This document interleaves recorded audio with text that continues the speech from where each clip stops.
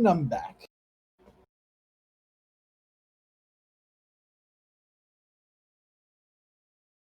Awesome.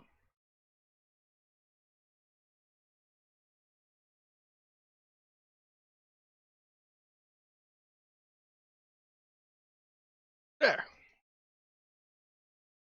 I have sushi. Oh, good. Oh, yes. I had a nice chicken salad sandwich, pasta with some pasta salad. That was Nice. yeah. All right, are we ready to start? Yeah, go for it. All right. Yeah, it's been a while. It has. We've been on hiatus. Yes. All right, so let me take a look. Where the heck are we?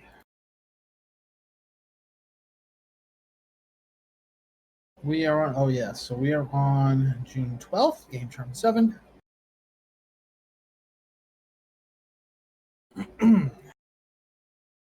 We are in a poor weather cycle, Okay. and it's been heavy overcast and raining, which has not been good. So I get to reveal the roll. I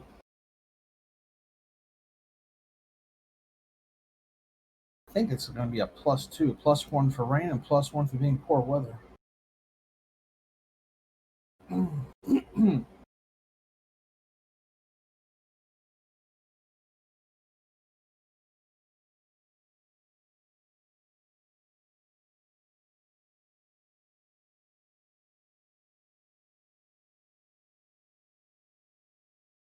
How negatively is that going to? Oh, pretty badly. So let's just cut to the chase and reveal the roll. Let's see. And it was a 4. Ooh. Yeah. That die might be on its last roll. Tossed it out the window. +1 applies to the weather die roll as well as to rain rolls. So +1 of the pre. So yeah, +2. It's a 6. Heavy overcast. Still, superscript 2. Here we go. Rain determination. This is a +1 for the rain roll too. So roll again. 1 to 3, no rain. 4, 5 to 6 is rain. Is a +1. So 3 or better is rain. It's a 3, so it's rain. No air power once again. Wow. Talk about some luck. Eisenhower shoots his meteorologist of dirty luck. Now, when this gets watched later on Yes. by people who care about this kind of game, when I say luck, I mean way early in the beginning of this game, the Germans got screwed. Oh, yes. The Germans did not have any element of the 352nd? Yeah, on the beaches. They were nowhere near the beaches. But they were hanging out in St. Lo, drinking and partying and having a good time. So the Americans have sprinted their way down to almost near St. Lo, and then even further south in some areas. So it's been a little interesting. Oh, if I had air power? Oh, yeah. Yeah, no, you'd be like at this point gone. But for 2 turns in a row now, you've had rain. Yeah, with heavy overcast and all that. Yeah, I got no air power. And yeah, it's been brutal. I mean, yeah, the first couple of turns, I mean, there was so much drool. I was going through, paper towels like crazy. Now it's like, yeah, okay, nah, nothing much is happening. Well, nothing much is happening. You still have a lot of front that you've got to repair, but I do. reinforcements are finally coming in. So, And they're moving too. Yeah. Like they get some speed on them. They are gone. Yep. All right, so I got to roll for the sea condition too. So I've got sea conditions a +1, and it's a +1 with rain, so it's a +2. Chances are, unless I roll a 1, it's rough. Ooh. Yeah. I'm going to the bathroom real quick. Okay, I got a secret.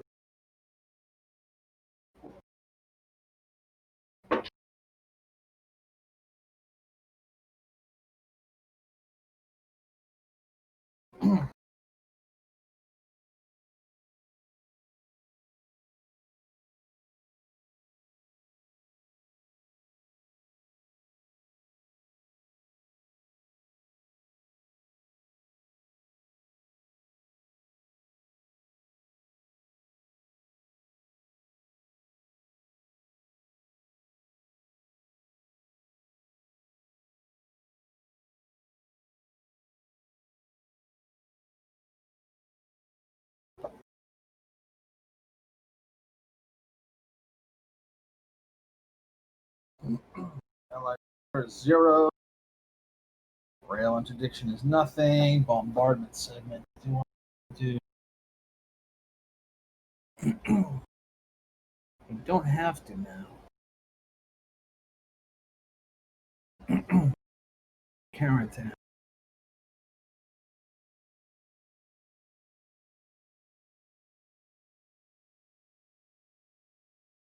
The guy's gonna be out of supply, but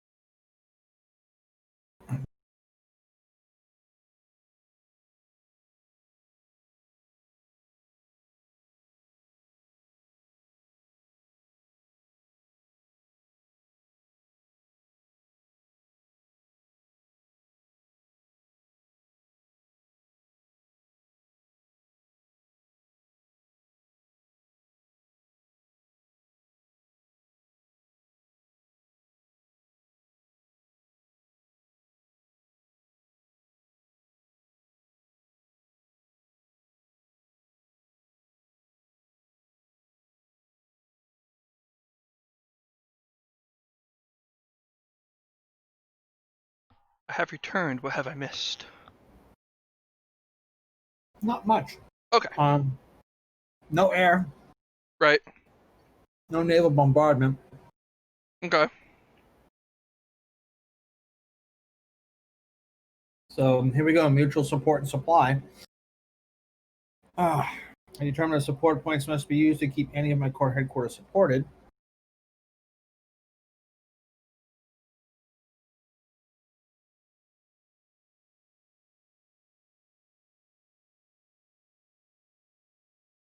Each core headquarter that is currently marked unsupported must be supported with an SP. So,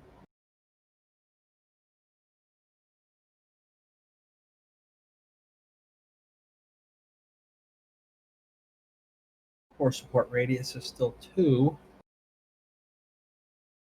No. 2. 2 beyond that. The span support point.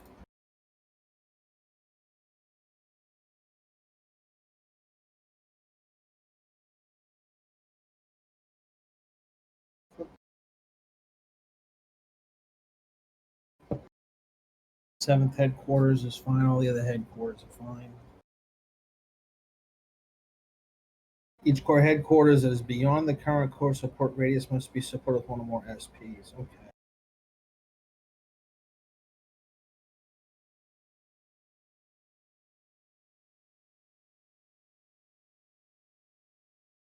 Check them over reconstruction for the core headquarter radius. Yeah, I did that. Army yes. German player allocates support points to those cores that will be supported for the game turn. So again, you've got your one freebie somewhere. So Ew, I and gotta that's find the my other thing. notes. And that's the other thing. You were down to 0 support points, and now it's been like three or four turns of no Air Force, and you've just been getting supplies like crazy. Yeah, I go from I work myself down to no support points because I'm doing so much work, and it's like, oh hey look, support points are back. Yep. Where is my notebook? I was keeping my notes somewhere. Oh, it is way over here. Oh well, that helps me a lot. It says bring German units together, and then it says underneath that recombine. That's Hmm. that's the extent of my current notes. I'm surprised it doesn't have something like "Don't lose." Yeah, right. Big bold letters. That's Like, that's the, don't lose. that's Whatever you the do. that's the next page. That was a one-page note. Yeah. Roll. Roll better. Yeah, right. Stop rolling lows when you need highs, and vice versa. And vice versa. I hate games that flip flop that way. Right. Uh I played. I did a play test of Gallipoli 1915 game in the early play test. The dice bias was all over the place. Really. And I was rolling low when I needed to roll high. I was rolling high when I needed to roll low. And I talked to him after the game. I said, I really enjoyed the game. I said, but I had a lot of things go against me, and yet my dice were 50-50. You got to do something about that. And so and to his credit, he went on Board Game Geek, did a poll, and people were like, oh, yeah, it happens. Hmm. So he adjusted his game. Nice. Yeah. I'm looking forward to this upcoming playtest of what Winter's Victory. Winter's Victory, yes. Yes. So that's going to be Thursday next week. Yes, Thursday. What time?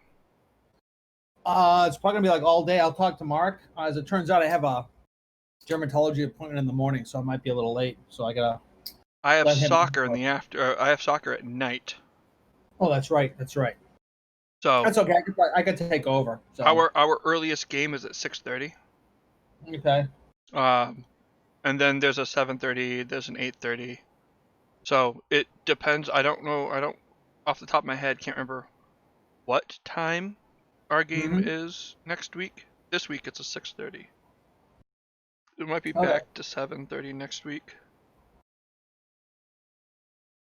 Yeah, it sounds like when I was playing softball. Same thing. Yeah. Is it early game, late game, and all that? Yeah. Yeah. So that's just what I have to pay attention to. Yeah. Okay. Is to be able to get up to Bedford for the. I mean, he's only in Nashua, so it's not too far. Yeah, he's really close to the highway too. Like it takes me like 10-15 minutes. Oh wow. But I don't even. I mean, I barely get on. I just get on at the Spitbrook Road exit, and then I take the Hudson 1A thing over to Walmart. Mm-hmm. Essentially, yeah. So I spend most of my time on the back roads, but Nice. yeah, really close to the highway. Perfect. All right, so you got SPs to spend for your cores. You got one freebie, so you've got Where's my 80. German stuff? German.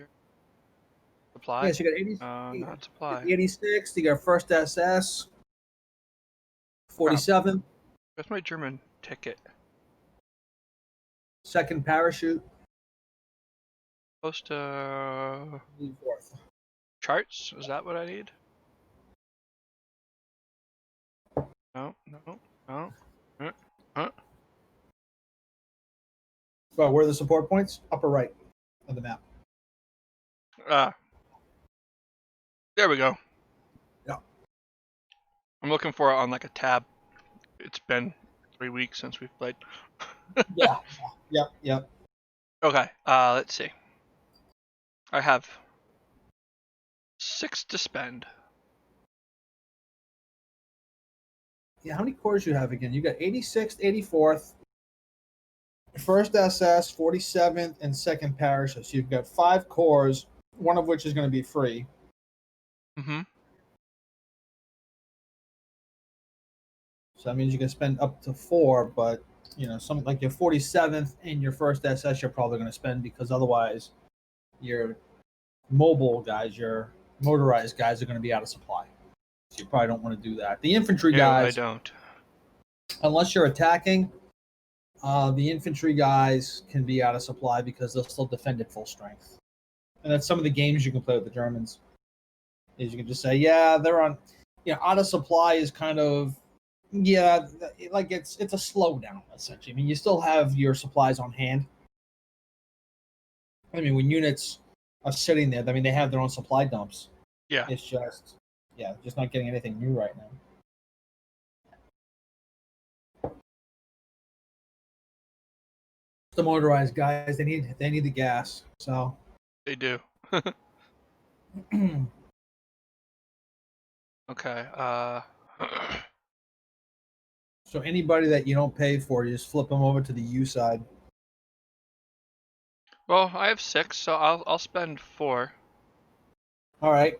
I'll keep everyone So, in supply. I'll have 2 left, and then I'll get 8 in a little bit. all right. So is that 84th, 86th, second parachute? Boom. Yes, you have 5 cores. Yeah. Okay. Cool.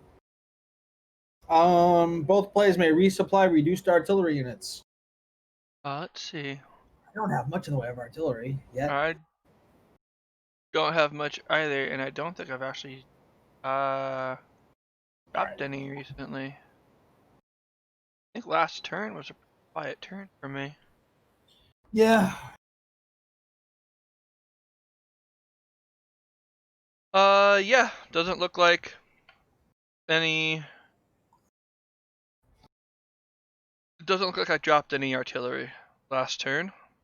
Yeah, I sent the 190th over to Utah. Historically, it went over to 5th Corps, but okay. So All right, yeah, that's not flipped. Right. yeah, Yep, I think nope, I'm all good. my stuff is good. Okay. So supply segment. So this gets interesting. Let me take a look at my Americans first. So again, it is 2 to the headquarters, so 7th Corps is in supply, and then it's 3 out from there. So 1, 2, 3. Everybody north of there, 1, 2. To the recon guys, over a minor river, yeah, not so much. Supply there. I am not, however, isolated. Okay, into the airborne pocket, which hopefully is not some kind of POW camp. I fixed. Let me just move that. I did fix that bridge now, so that's gonna be 1, 2. Not quite to Saint Sauveur, but 1, 2, 3. Supplied there. Okay.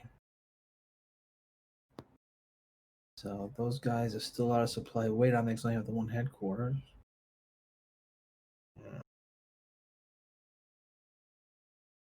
Your guy here, though, is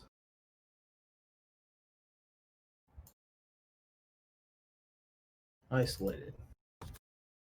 Completely zocked. Oh yeah, he is. Yeah. That was a chance I was willing to take. At the Yeah, time, you kept me from doing some stuff. I did. Yeah. I played a little cross the river hide and go seek. These guys are back in supply. Second It quarter's didn't say all the oxen free.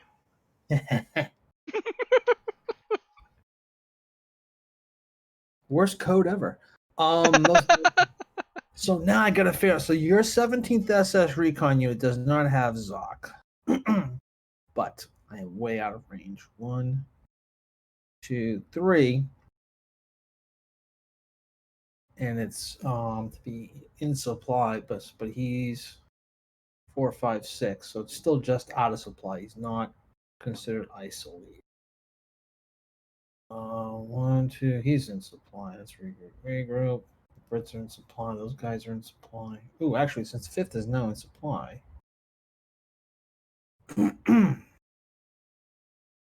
Since the 5th is now in supply.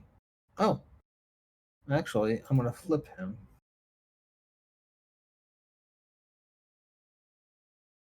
So it's another Omaha point. 1, 2.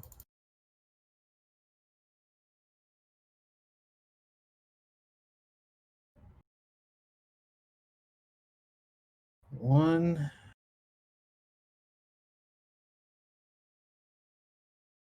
Let's see, 1, 2, 3.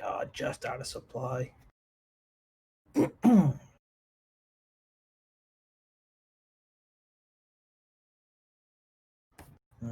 Meanwhile, Sherman's way over here. You got the Cherbourg headquarters.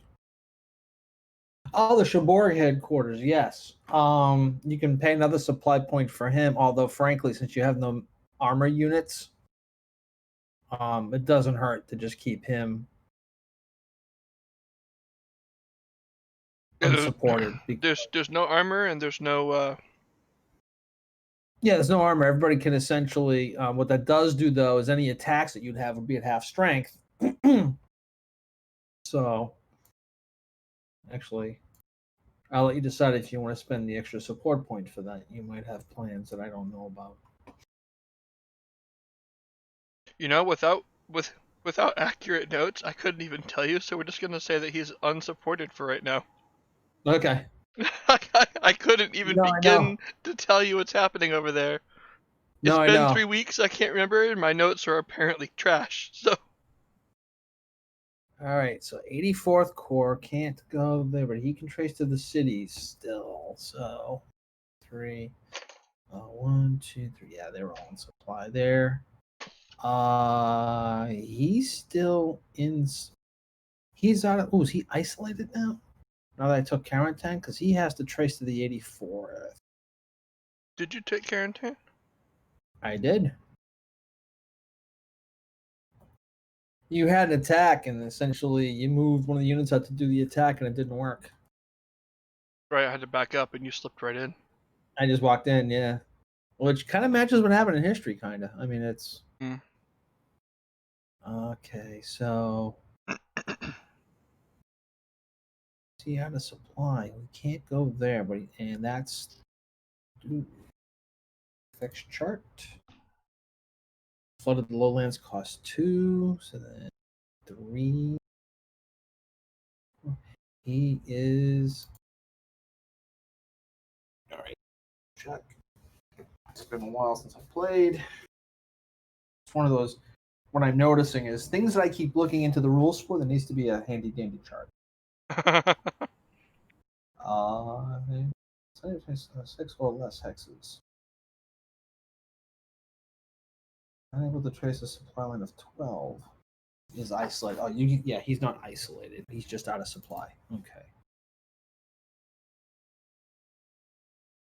Because he can trace through the flooded lowlands and then into the road and then off to a city, even though he's got the 84th Corps marker there. I do believe that you can trace to the city.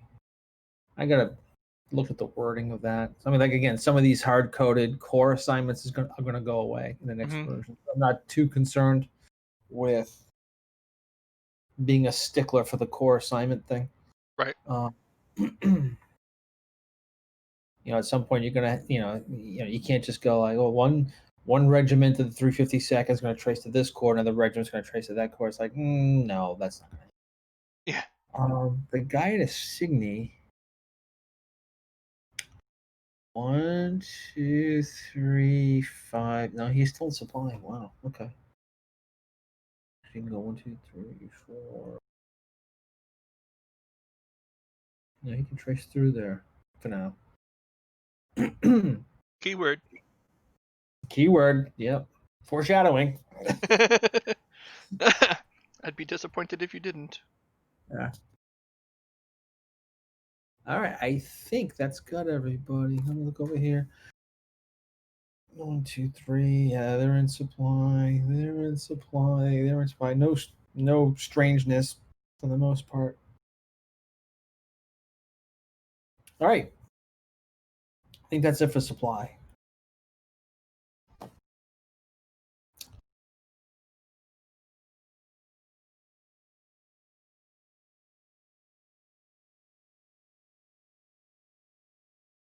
Okay, looks like allied player turn.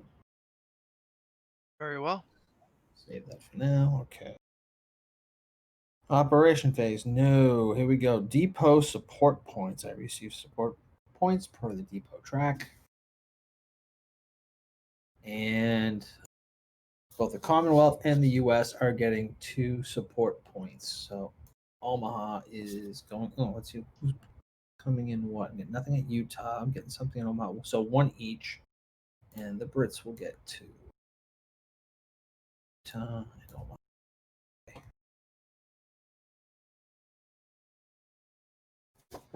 Next, sea landed support points. All right, Omaha gets 1 there.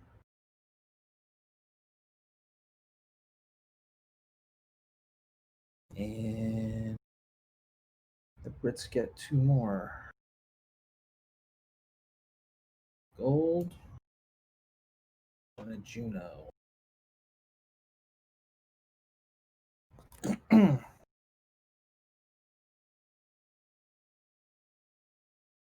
I may expend 1 SP to modify the Mulberry construction die roll. Gosh. Sea condition is rough. It's a +2. I don't have any obstruction. No artillery within range of the Mulberry hexes. No German units near the Mulberry hexes. And it's only based on sea condition, not the overcast. I'm going to spend for the Brits. The Americans is a little harder. Yeah, I will.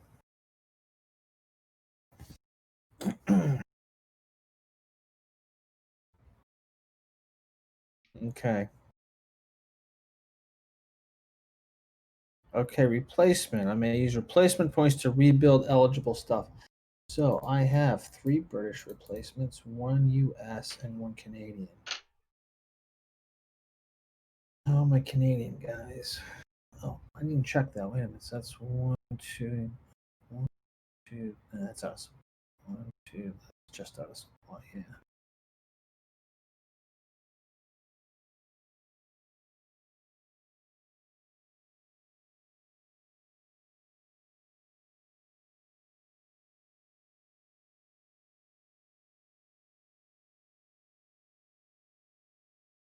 Right.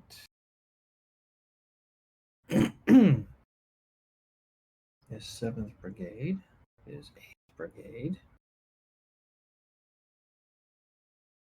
Spend a Canadian replacement point.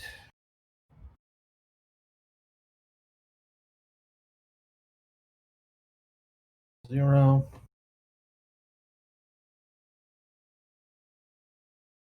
Back to the deck.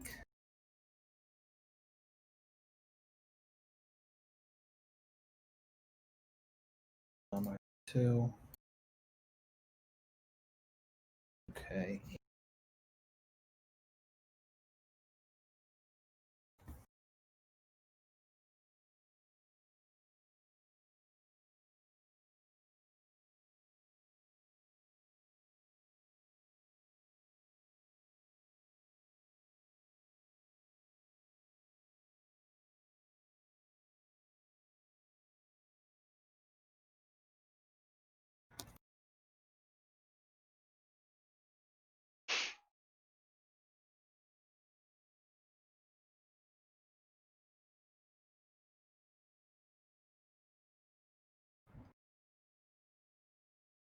Oh, the Brits needed to flip that too.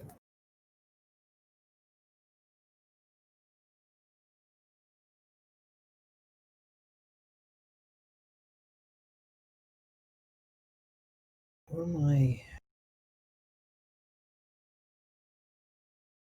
Man, the 51st landed as a reinforcement, and they took more losses than the guys who landed on D-Day. They spent all that time taking out, reducing Douve. Yeah. Okay, going to spin. They got really unlucky against Duve. Yeah. Duve kind of fat back real hard. Yes. Return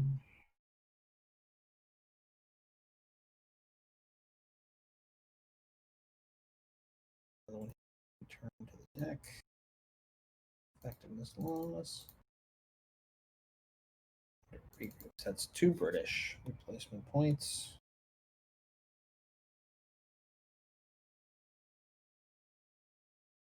Ease up. Ease up.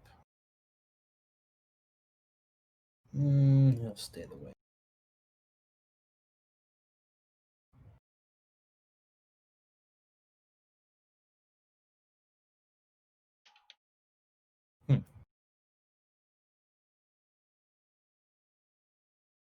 Okay, I'm going to keep my American one there. Okay, so that takes care of replacement points.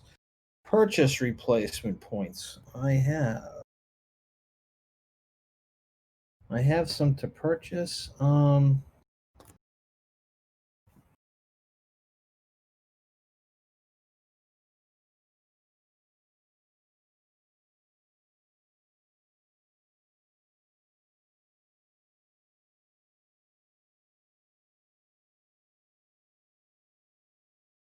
will spend 3 British support points and get back 2 British replacements and a Canadian. Resting units, no. Inter-army boundary, no. Recombined breakdowns, that's essentially done. Additional headquarters. I need to spend 3 SPs to do that. That is not happening. Although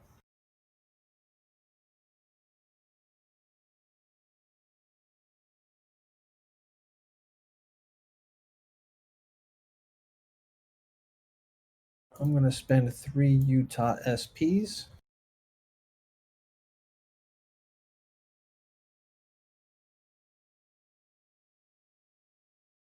Floating reserve, 8th Corps comes in.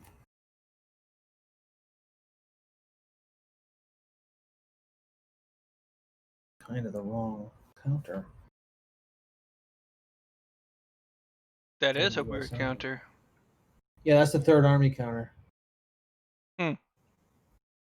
So combat unit.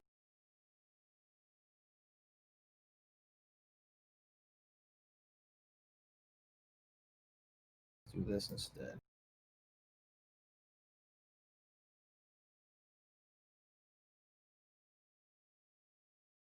Throw it.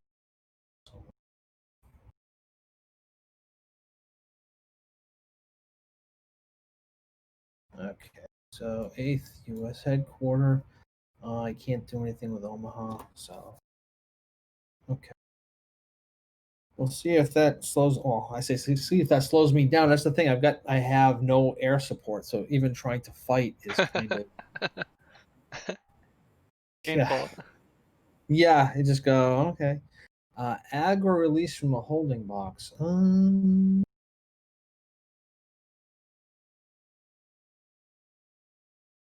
Same thing.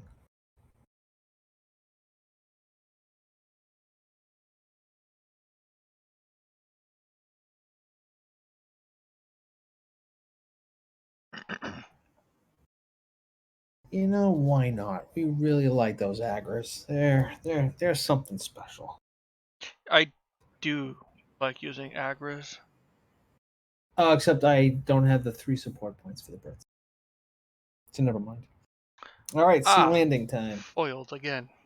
Foiled again. Foiled by the lack of currency. More boats. All right, so sea landing units. The delay guys land, and they're going to be disorganized.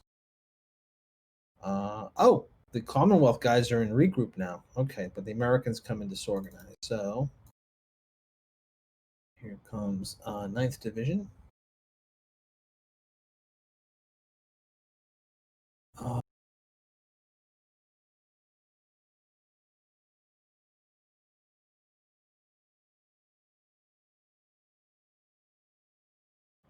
Anybody else delay landing? No. Okay, so everything else is going to be a roll.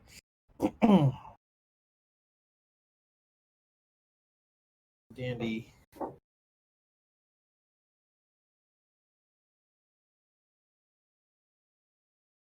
Okay. That's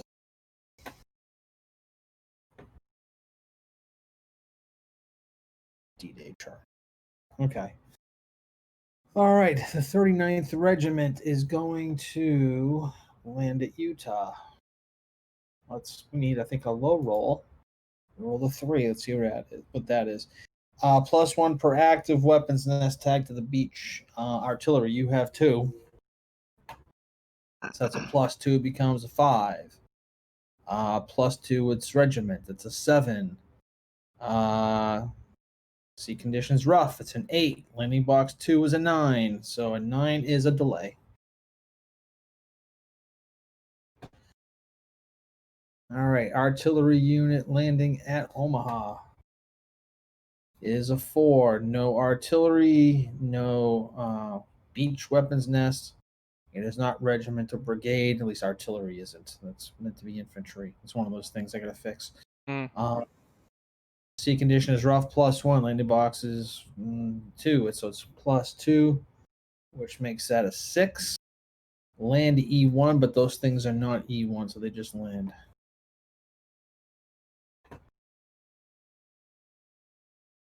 Well, there you go. And disorganized. All right. Mulberry A. Here comes 2nd Armored. That's a nice roll. So, no artillery, blah, blah, blah. It's regiment brigade, so it's a +2, so that makes it a 4. Sea condition is rough for a 5, but it's the Mulberry, which means it's a -1, brings it back to a 4. Land, no effect. Wow. That's what we like to see. That is rather lucky. Yes. So one of the things that you can take advantage of, because if you notice, you've got plus modifiers and stuff, but you get that landing modifier in the mulberries. Mm-hmm. So bring your armored units in on the mulberries. Oh Which yeah. is kind of, think about it. That's what they were there for, right? All right. So that takes care of that. P landed can come off. All right, 49th Brigade coming in on the Mulberry. Yeah. Well, so much for. So 6 becomes a 5, +1 becomes a 6. It's an 8. There's actually a delay. It's choppy on the shore. Yeah. And it's rough in the channel. And it's rough on the channel. All right, so these guys coming in. Gold. The funnies are regrouping. Those are fun to use, though. Yes, they are. Now, I'm trying to remember, why are they coming in? Let me take a look at something here. Roll the tank replacement table. Why are they landing like that? I thought anything coming in the tank, getting a tank replacement just shows up at the beach. I wonder if I did that wrong. That's the thing, we haven't played about a month, and you go, what the heck was I thinking about a month ago? I know, right? It would really help if I had those freaking notes. I'm sitting here looking at everything going, I don't know what to do. Yeah, it might help me too, actually. I don't want to do the wrong thing all of a sudden. I had such great ideas. They were working for me before too, and now I'm just going,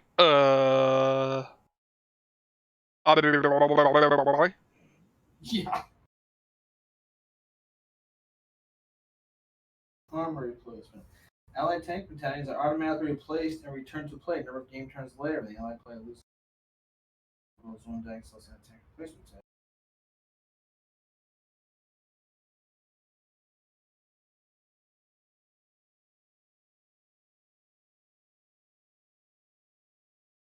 All replacement tank battalions return to the map as if they were reinforcements. Well, yeah, but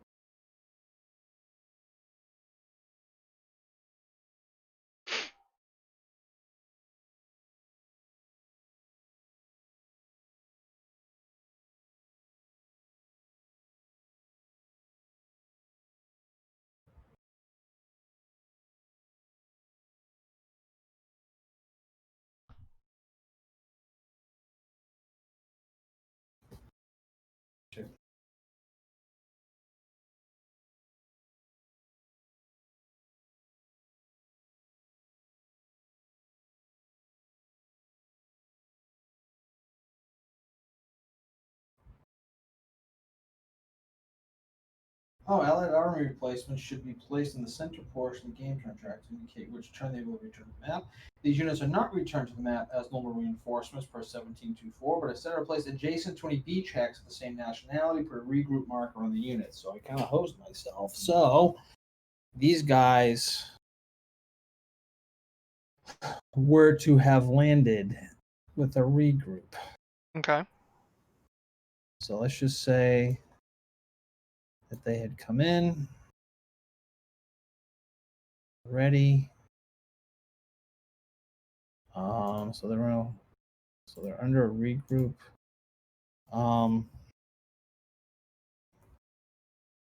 Yeah, let's just say that's happening this turn. So in that case, to back it up,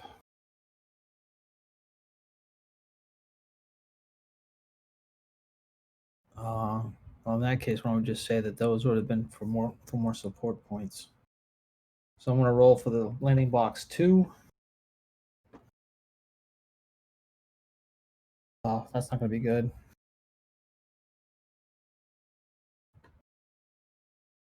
A 5 plus 6 is 0 support points, and the other one, a 1. Well, that's better. 1, 2. So 2 is 2 SP. So the Brits have 4. So I use SPs for all those then. Those guys are delayed landing. All right.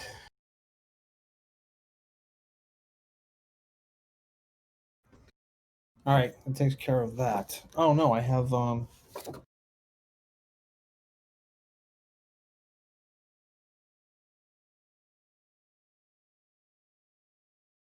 yeah, that is landing units, advanced units to the floating reserve. From the floating reserve to the landing boxes. 8th Corps is going to land there.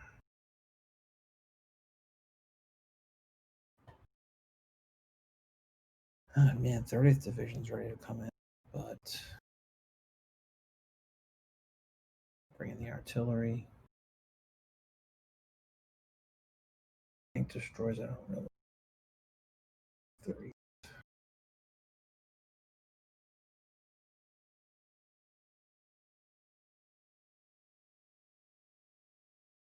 Need more British side. Bring the 40 in.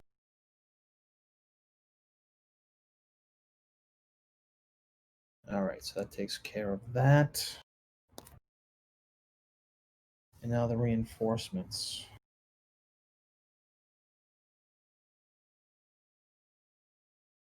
So I get returning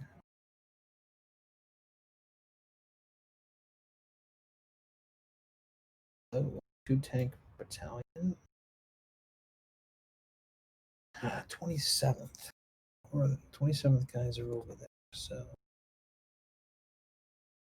regroup 4th Army.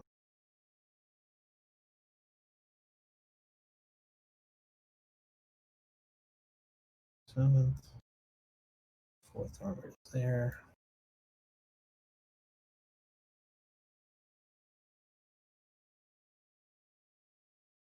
Okay.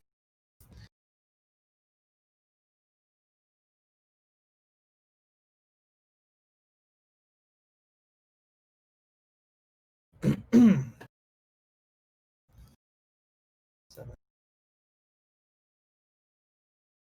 Regroup there. Okay.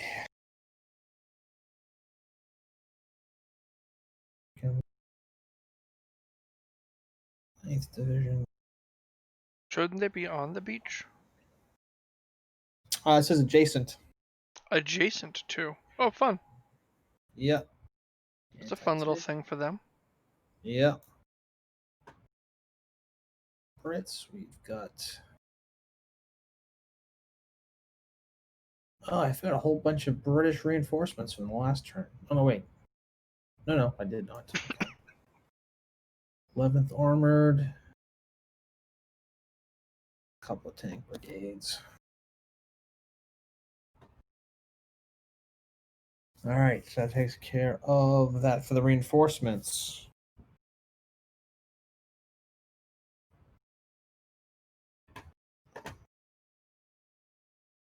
All right, moving phase. Time for me to see what I'm going to do.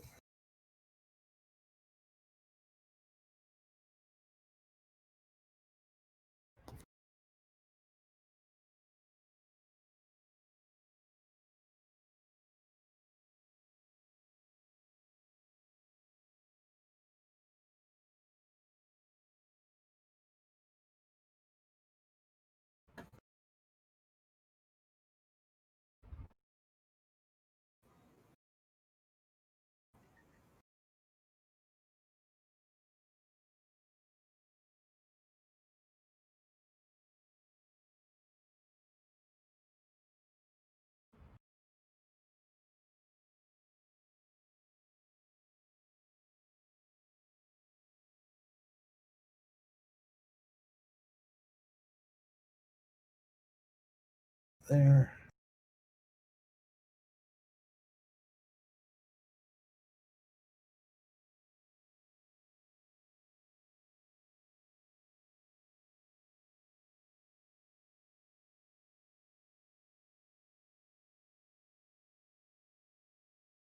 Two, 4, 4.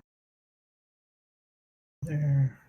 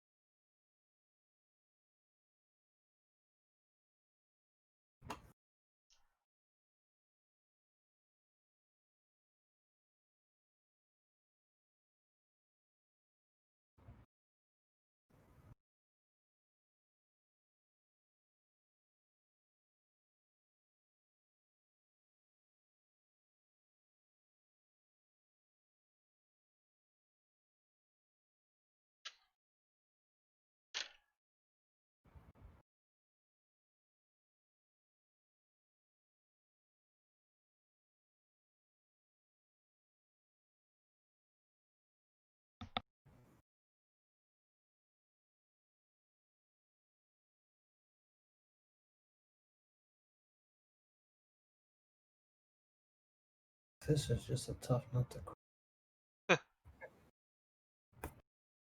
Especially without air. Took me a long time to do anything up there. Yeah.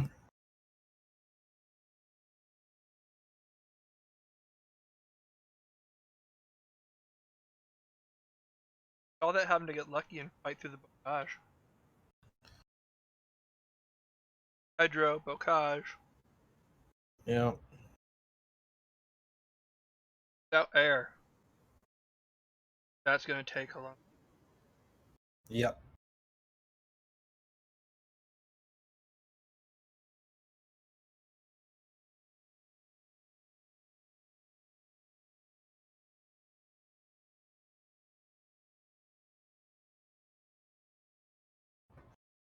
Okay, I'm just gotta be patient.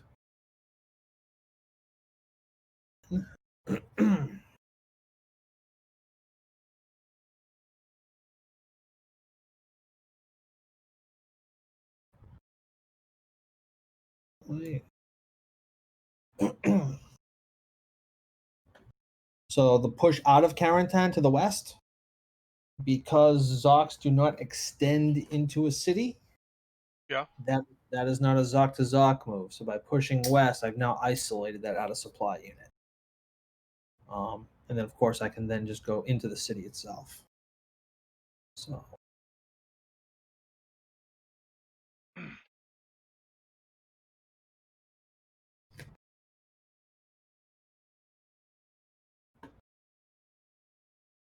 now, rate effects chart. Hey, regimental Zoc. So 2 months. So push for mech 3, 6, 8, 10, 12, 13. I can do that. So 3, and because they're regimental Zocs, there's no extra +1. Or I should say battalion, not regimental. So that's 3, 6, 8, 10, 10, 12, but +3, so 12 be 15. So put him back here. 15.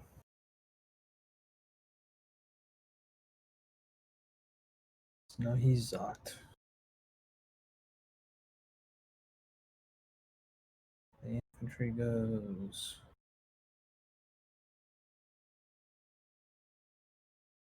There.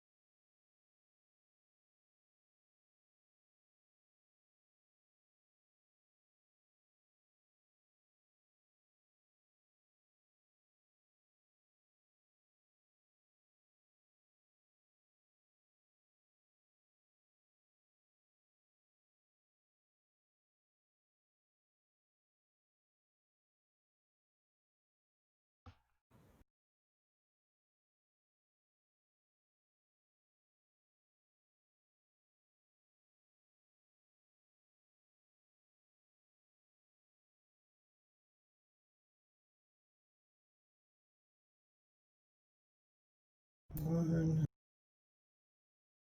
3, 6.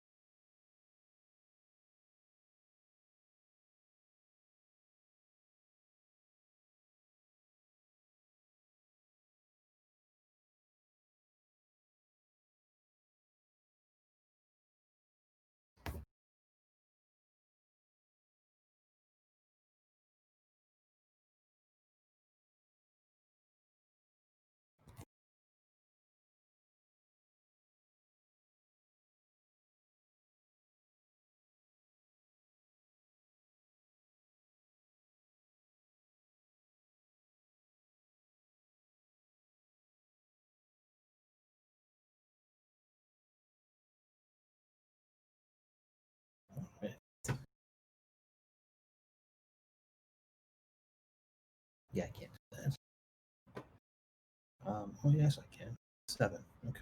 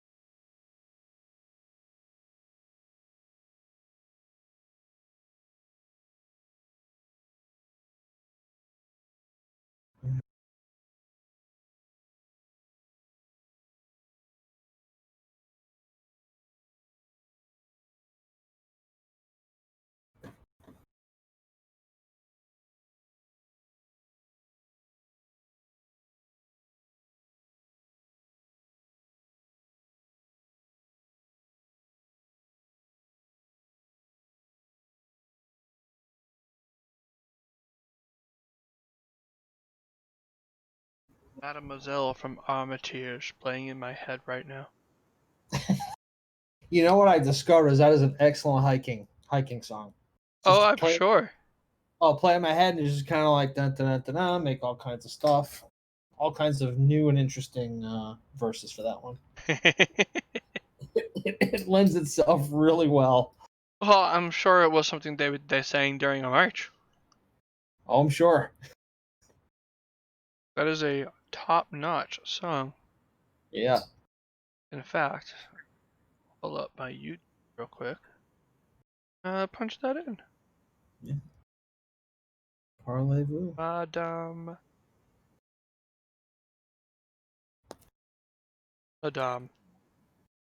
M-A-D-A-M-E. Madame. Yeah. Madame. Down there. From Armitage. Armitage, parlez-vous.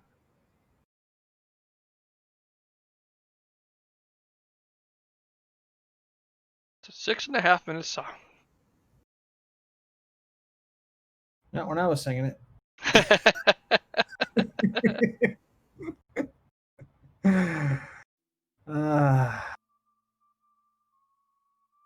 Eighth armored. Okay, so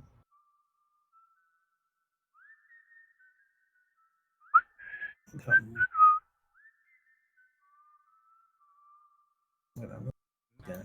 from Armitiers, parlez-vous.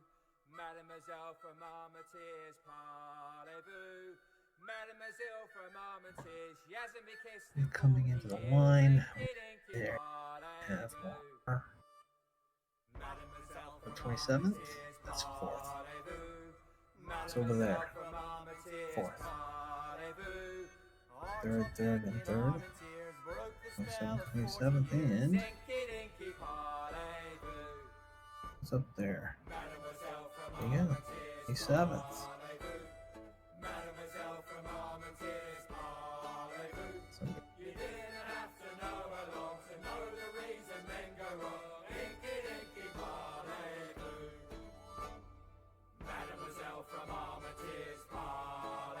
Fourth is with on the 51st. There. 51st. Thought you could heard this one. So put that there. Oh, that's a nice note to see. There. So I'm playing the song on YouTube. Okay. And I'm looking at the comments, and someone said they took their mom to see the movie, and when this started playing, she started crying and singing along. Her grandfather, a Scot from Glasgow, who served with the Royal Engineers from 1914 to 1919, used to sing this while working in his yard when she was a little girl. Oh, no kidding. Yeah. That's special. It really is. Right?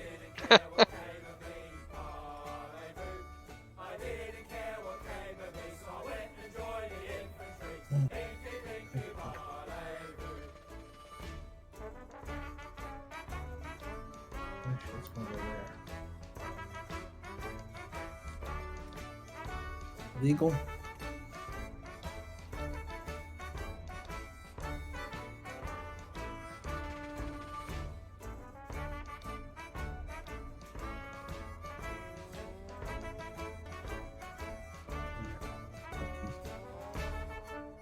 Huh. Mademoiselle from Armentières was the #1 song in 1945. Oh, no kidding. It came back. Yeah, some of the comments are some of these people's parents.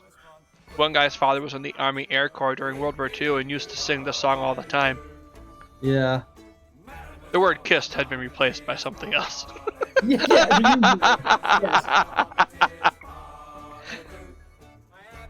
As I can truly attest. Like I did a solo hike last year.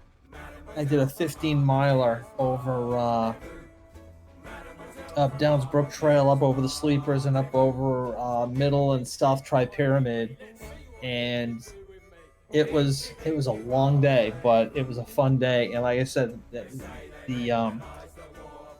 hike up Downs Brook had about 10 water crossings, and it gets about like 5 point something miles to the height of land. But it's a pretty gradual climb, and you just kind of get into this cadence of, and you just kind of going up. So, okay, time to invent a new verse. Okay, here we go. What rhymes with this word? Amazingly, that's a pretty easy word to find. I like the line that they just had where it was I heard that they mechanized the war, so what the hell are we marching for? Oh, there you go. Nice. Yeah. Yep. Nice.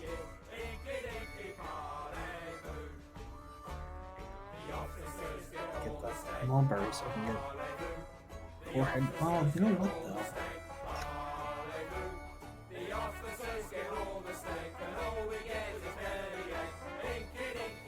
I think it's time to bring in the British Corps too. It's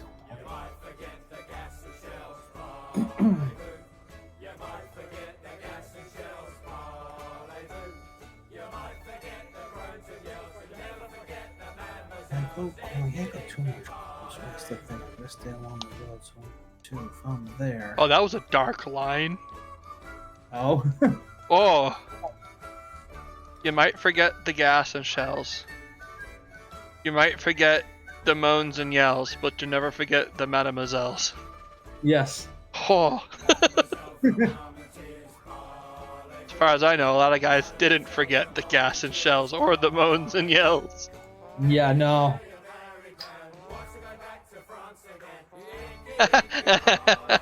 Many a married man wants to go back to France again. Yes. Oh, yes. Yeah, that's another good one, too. All right, I think I am done. Okay. Not a heck of a lot, because again, refer to previous comments about lack of air power. Granted, I've got a Navy, but one column shift isn't going to do it. And I'm really just spending my support points on infrastructure right now, so I'm being patient. All right. So I have one combat. I see that. Against your 17th SS that dared to poke his nose where it didn't belong. So Hey, he played a long, strong game to get up to that spot. yes. And he's in the deep bocage. Yes, he marched very far. Now he's going to die in his armored car. Dun, dun, dun. You think he will. He is in bocage. Yes, that is true. Anything can happen. All right. So Thankfully, that's there. combat segment. We call in air power, and there's nothing but static. Okay. So so no support points because I am not near the headquarters. So this is an unsupported attack on top of this. So, Ooh, yes. even better. So I have to pull a 2-chit. I'll have to look up for my armor. I will reveal. Oh Man, I am getting the worst chit pulls. I'm getting the good ones for like my recon units. Oh man. All right. At least I'm getting a 3 chit there. Where's the chit cup? Please be good. Please be good. Please be good. Don't be good. Don't be good. Don't be good. That's okay. I'll take that. All right. So. Oh, I should pull up the. So you have a defensive 2. Where's the tech tree? There it is. There's the tech stuff. Yeah. So you have the website? Yep. Well, that's the Yeah. terrain effects chart. I need to get the other one. CRT. There it is. Okay, All now right. I've got both. So that 5 for the armored unit, unsupported. So that's going to be a 3. Thankfully, I'm only attacking it 2. That's a 3. The other guy is unsupported and out of supply. The tank unit that he stacked is a 1 because 1 halves is a 1 halves is a 1 because of the constant rounding up rule per halving step. 13 gets halved to a 7. 7 gets halved to a 4. 4 plus 1 is 5. 5 plus 3 is 8. So I got a 4 to 1. It's not awesome, but hang on, we're just getting started. Yeah, that's the beginning. Fort one in a bocage. All right, so 4 to 1. The army unit is not doubled because of the bocage. So combat support, ground. So the ground support. I have no ground support, no artillery. You didn't have any artillery in the area either. Oh God, no. And no naval bombarders. So yeah, so it's definitely a 4 to 1. Oh, you have, however, you have that conf groupa. So because I'm attacking, I left my flank open. That's actually halved again. So 13 to a 7, 7 to 4, 4 to 2, 3 and 3 is 6. So it's actually a 3 to 1. Looking up. So, yeah. So Pray 3 to to the 1. sky gods, Germans. Here we go. Divisional integrity, no. Combined arms. I believe. Okay, it is bocage. So the terrain effects chart says when it comes to bocage, max combined arms is 1. My armor unit does have combined arms, so I do get the +1. So it's now 4 to 1. Armor superiority, you have no dots. I have 3, I believe. 3? 2 for the second armored PCA, Yes. and one of the other guys. So 3 dots is 2 shifts. So now we're up to a 6 to 1. But we're in the bocage. 5 to 1. And that is it. Looks like 5 to 1 in the bocage. We'll see. See what we got. Combat dice says a 7. 1 R 1 1. So you lose a step. I lose a step and retreat 1. Now, because you die,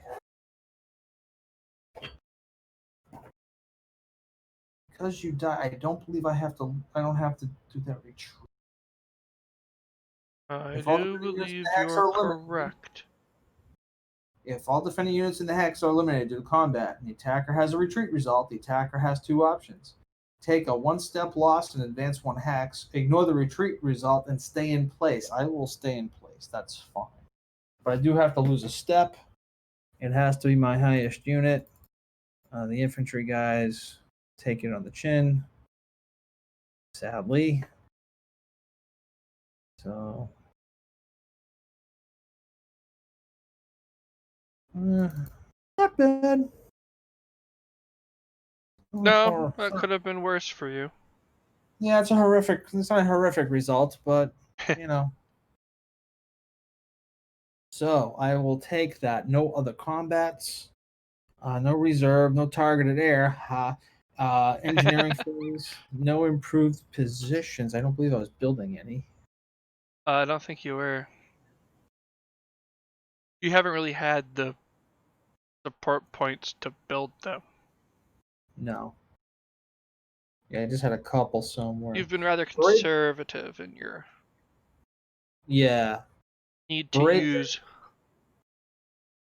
Bridge engineering. Oh, can I do that? Can I repair the bridge over Carentan? Ah.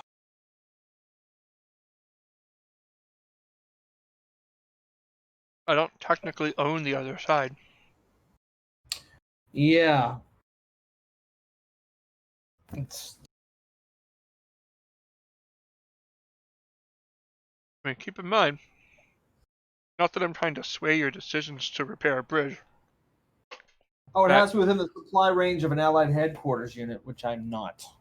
I was gonna say, also keep in mind that should your men somehow fail in doing anything over there, you've repaired a bridge for me for free Yeah, there is that. Yes. to just use willy-nilly. Hey, listen, if you want to attack Carentan, be my guest. Eh, Across the river. I have no problem with that. I'm not saying it's gonna happen from that side. Oh, okay.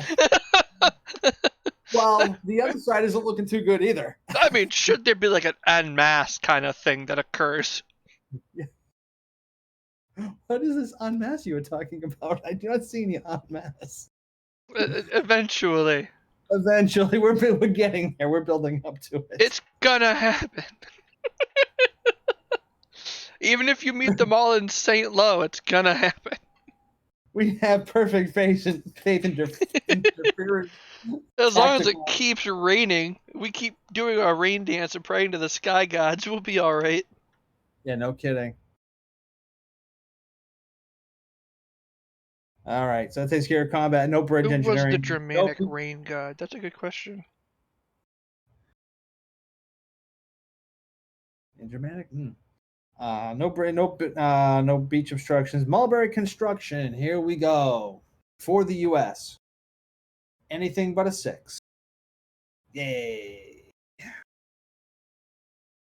Flip it. Core range is now 3. Nice. Commonwealth. Anything but a 6. Also nice. Okay, that helps. Depot time. I will roll for the Commonwealth Depot. Let's go through the modifiers for this one. And we can spend support points to get the -2. They're discretionary. You don't have to pre-allocate the way you have to for the mulberries. Ah, Freyr. The Germans have been praying to Freyr, Ah, yes. the Norse rain god. All right, so the Commonwealth +1 sea condition. Depot modifier is a +2, so that's a +3 so far. No beach obstructions. +1 each German artillery unit in range of nationalities beach. Nothing for the Brits, but 2 for the Americans. Nobody's within 3. So the British have a +3 to the roll. 2 + 3 is 5. The depot goes up. The American one, we have a +1 for the sea condition, a +1 because the mulberry improved. So it's on the +1 depot modifier, so that's a +2.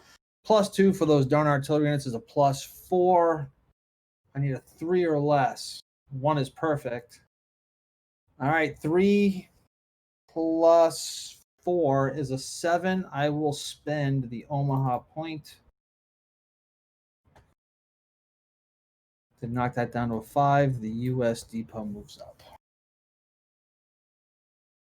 Very nice.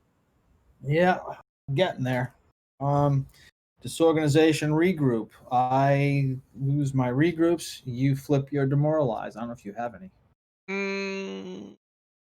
No.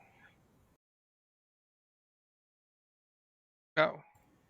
That's another thing too. Is I'm kind of recovering from clearing Duve, so I had a lot. Not only did I take loss, I had a lot of guys who were demoralized. How do I have people out of supply? I got a lot of guys out of supply. I mean, my A tiger is out of supply. How is that possible? You probably. Oh, let's just take him off now because He's he in would have. Khan and supported by, I believe, the second SS. That was probably a leftover from when you didn't have support points. Would be my guess. Oh, because the Panzerlehr's out of supply too. And that guy should have been flagged. He's in. Anybody else? Those must be the only two, because the other guy who's out of supply definitely is out of supply. Who's the other guy? Between Oh gosh, going like way down the road or something. south of St. Lo.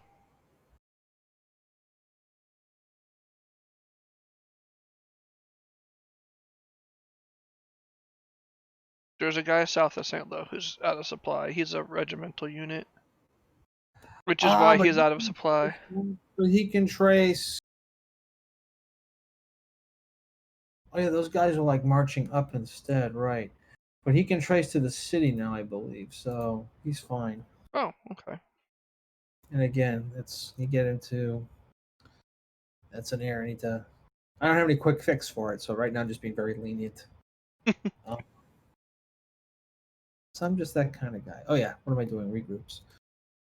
Group there. Yes, I don't have any demoralized guys.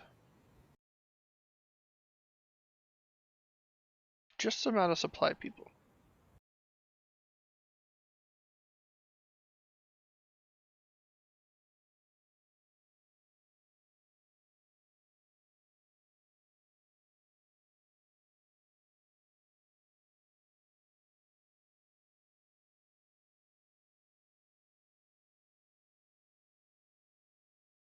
I think I got everybody who's under.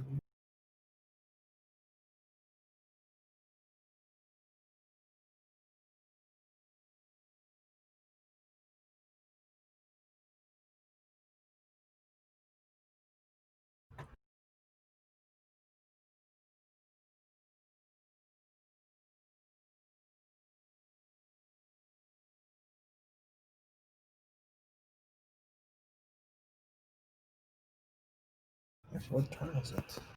J12? J12. J13.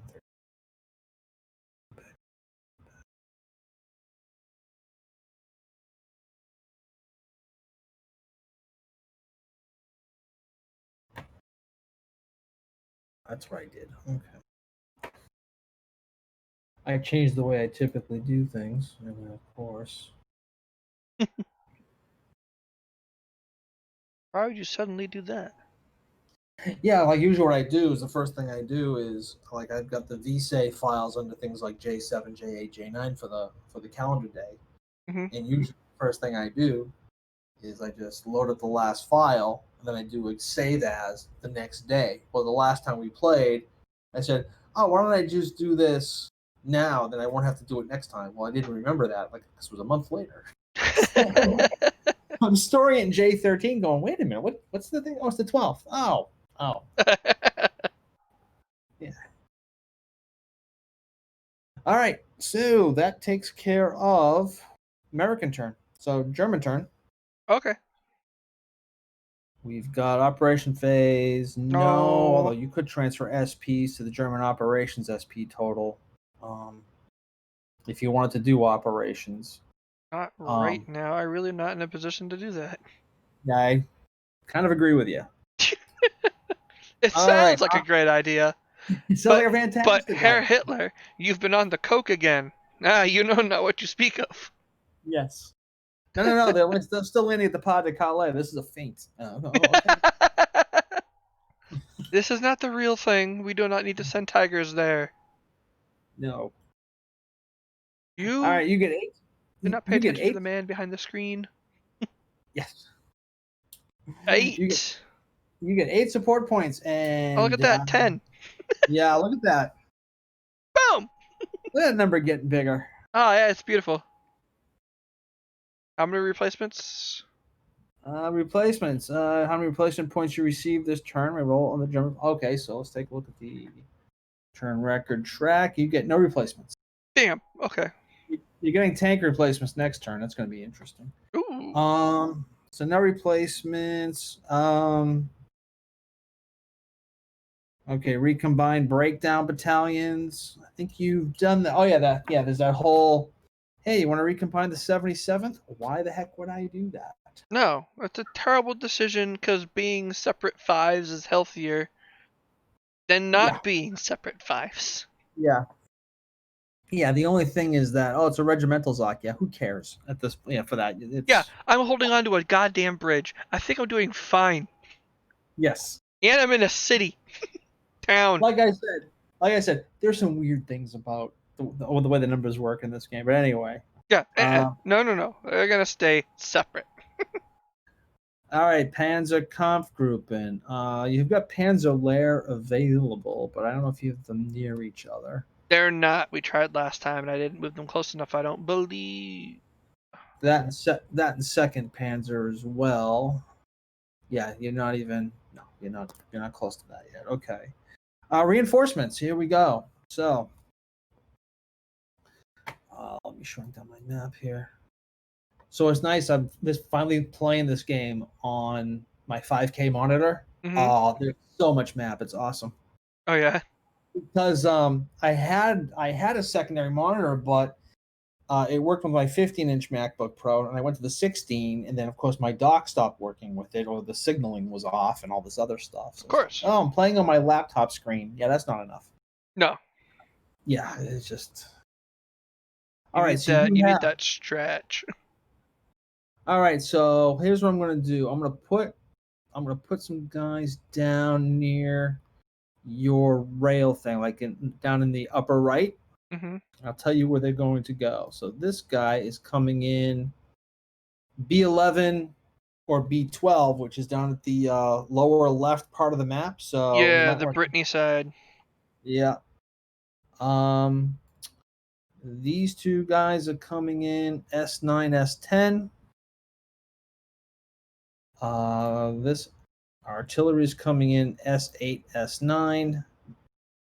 Oh, and you now have a artillery in the holding box, which is going to cost a support point to get him out. It's 84th Corps, looks like artillery. Wow. So,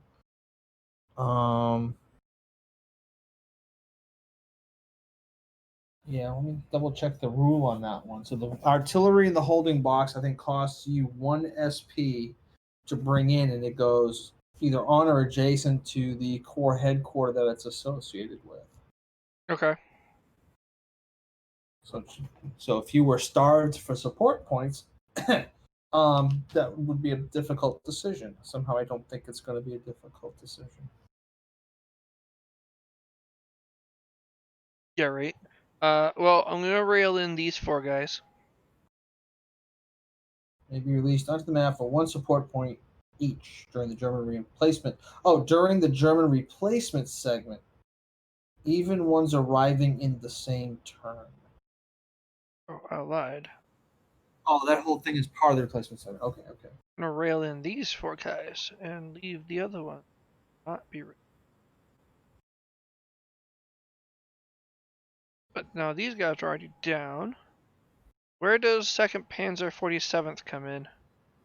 What's your rail capacity? Yeah, because I haven't been knocking down It's the rail. 4.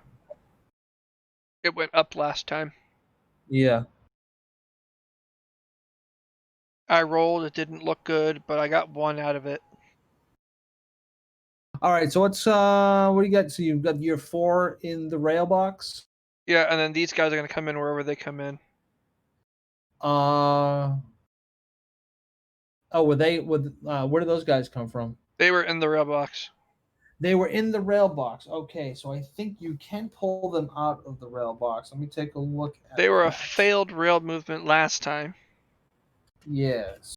So I decided since they have that 14 and it's raining and I can just zip along the road, I'll just zip along the road.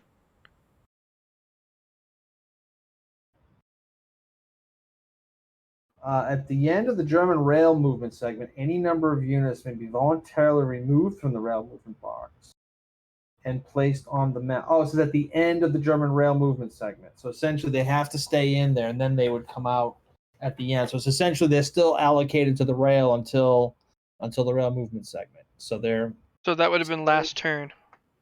that would have been last turn. So what ends up happening is E4 to E6 is where they come in. so if you want to do a mulligan, since you can just essentially just say, okay, that you made the decision that you'd rather not have done that. I have no problem with that. So essentially, what that means is They're gonna end up like E4 through E6, I think. Good. the removed units may be placed in any city hex of the following cities: Oh, Fougères, Mayenne, and Alençon. In where both the cases, hell? yeah, so they're down south somewhere. Let's see. Oh, yeah, I see them. Alençon is along the Sarthe River or whatever that is. Yeah. Mayenne is To the bottom west middle. of that, and Fier is to the west of that. Yeah. And you would still have to roll then for whether or not they're in supply or not. So you have to do the supply roll. I think it's like a 1 or 2 if they're tank, 1 through 4 if they're mech. Otherwise, they're out of supply. Although chances are with them driving up, they're going to be out of supply for a while. So. Well, if I start in Alençon, that's at least a better start than I would have been starting from the bottom of E4. Yeah. So I don't mind. I'm gonna drop him down to Alençon. All right. And he's gonna stay ready here. And you can roll a d6. 4. He's in supply for now, so. Good. Means he can full beans it all the way up that highway. Yeah. Put it into 6th gear, guys. Although that would have been. See, that would have been weird though, because that would have been at the end of the rail segment last turn, which means this turn supply, you would have been out of supply. So. Would I have moved? There would have been movement, right? Well, you're rail, gonna be doing. And then rail, I would have put him there because of failed rail, and then he would have moved. No, because the rail is the last thing you do in movement. Oh. And that's it. They just would have plunked down. Okay. But during this turn's supply, He'd be out of supply. they would be out of supply because they're nowhere near a core headquarters.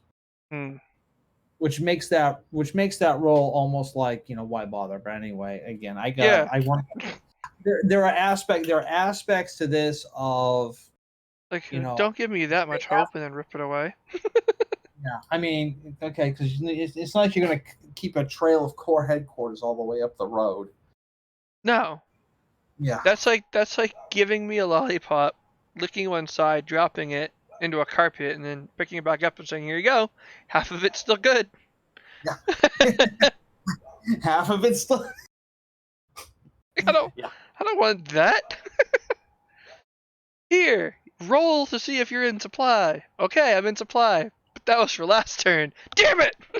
Yeah, exactly. It's like that. What's that? An insurance company with the guy with the fisherman holding the dollar bill in the fishing pole. Like, you almost got it. You gotta be quicker than that. Quicker than that. Yeah, no, that's exactly what that ends up being. Yeah. Okay, so he's out of supply. Fantastic. Same thing for the 17th SS tank unit, which I'm assuming. Well, they came in this turn, so he's gonna go down to where he comes in. Oh, okay. So. Yeah, I was railing everyone else. The only one that wasn't for this turn was that guy, who's down in Alençon. Yeah, so he's S9, S10, and you can roll, 1 or 2. He's S9, S10. Okay. Will come in S10. And you said roll 2. Roll 2. He's in supply, so he'll be able to motor at least for 1 turn. I like that. Yeah. Works for me. Okay. All right, so that takes care of reinforcements. Artillery unit released from the holding box. Are you going to spend a support point to get that artillery unit? Yes! I will spend the 1 support point for that. Yeah, I know. Big surprise. Okay, here. Ooh, I Here it hurts comes. so much. Oh, my support point wallet. Ah, ah. So I just put him. I plunked him next to the 84th. You can put him anywhere on or around the 84th. That works for me. All right.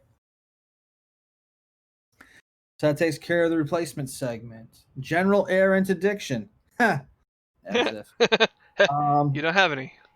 I have another zilch. So that That's means right. now it is time for German movement. So usually again it goes tactical movements or anything that's close to the enemy, Mm-hmm. then strategic, and then rail. That's right. Okay, so I will do my tacticals first, since they're the ones that are furthest away and take the longest to get there. Yep. So 1, 2, 1, 1, 2, 2, 1, 2, 3, 1, 2, 4, 1, 2, 5, 1, 2, 6, 1, 2, 7,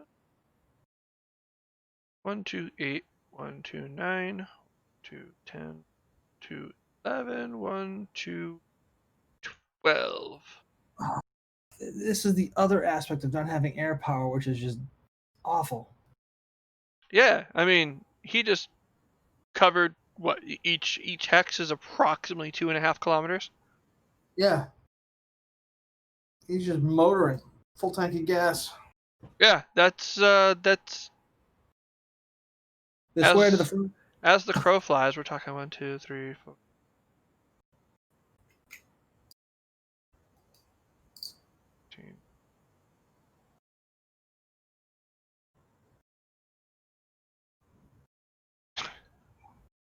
Yeah. 30 over 32 hexes Yeah. as the crow flies. Yep. That's, you know, almost,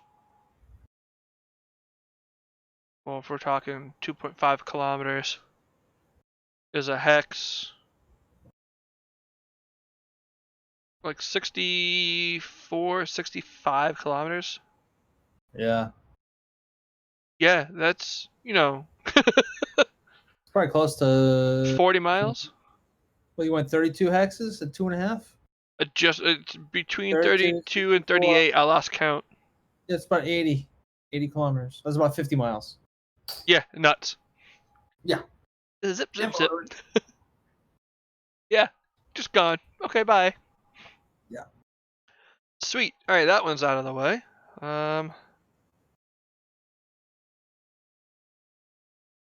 Now I do believe I've got flak going somewhere. Oh yeah. What do your notes say? Well, if they had been functional, I could tell you. But however, it is not the case. So I think these guys, 1, 2, 1, 1, 2, yeah, 1, 1, 2, 2, 2, 1, 2, 4, 1, 2, 5. That makes sense to me. Ah, yeah, I was kind of on the right track. These guys.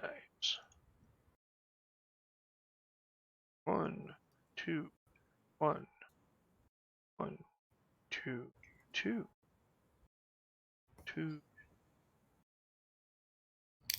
3.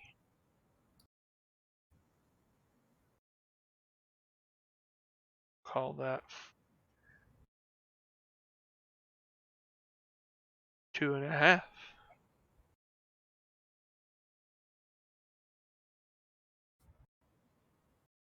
And I have to be 4 hexes away for a strat? 3 hexes away, yeah. 3 hexes. 1, 2. Yeah, I think it's 4 for 3. rest. That is perfectly placed then. Right there. Okay. Now, guys are going 1, 2, 1, 2, 1, 2, 1, 2, 5. Oh, so close. I can almost taste it. Okay, To he's think 3 turns ago, I was adjacent to St. Lo, and I almost shoved an American unit in there just to be like, "Yeah, come and get me." And I have a feeling that what you would have said was, "I'll just surround you," and then we're like, "Oh, Yeah, okay." I would have Yeah. said, you thought that was a good idea, but the city is a little cut off from what you would usually call your supply line. Yeah. He's like, As your "Yes." supply line has been bogged down in mud, which is common in this area of France Yeah. for a while now. Like, this is why you doughboys weren't here in for the First World War for very long. Yeah. You showed up, saw the mud, and were like, alright, let's end this now. Yeah. Trenches near the coast, not a good idea. Oh, gross. Yeah. Okay, so he's in. Who else do I have for strat? Oh yeah, so this guy is out of supply. Out of supply rule Oh, so which guy's out on of which strat is guy? half, right?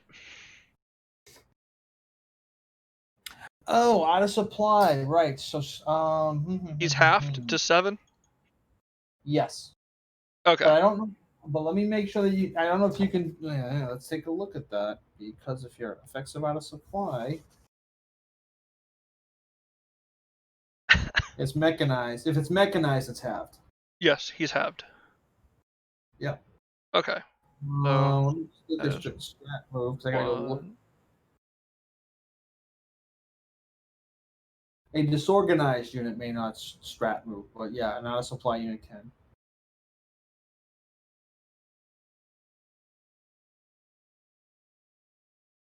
6, 7. Ah, gross. I wanted to be so much closer. Oh, you've got time. Believe me.